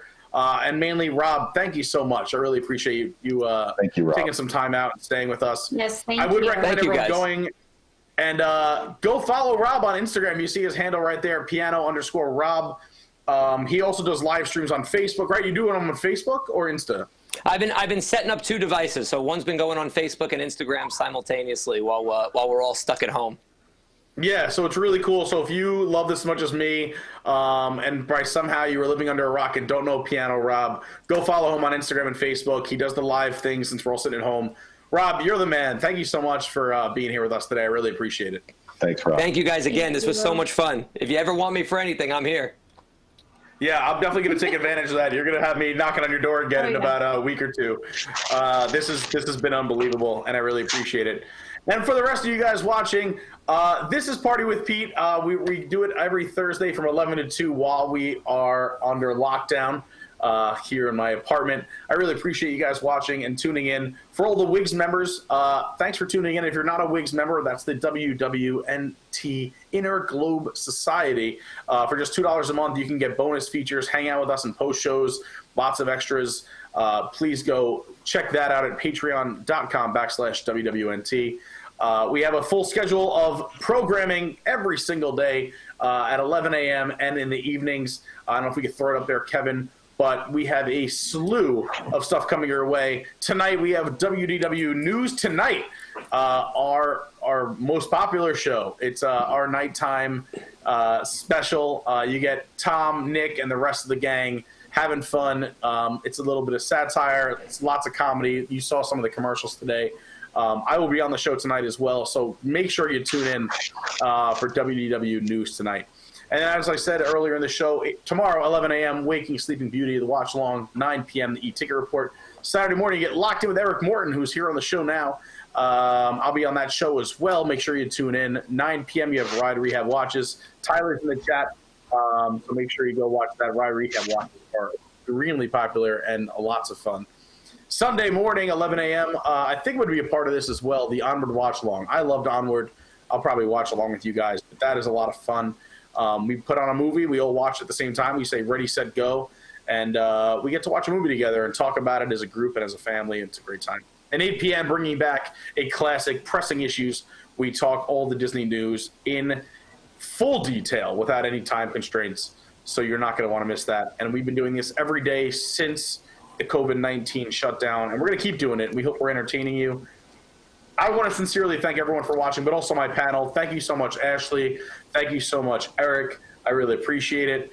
And to Eric Wolf, who is here, and Nicholas Cicero, thank you so much. Kevin, who's been running the show, you are the man.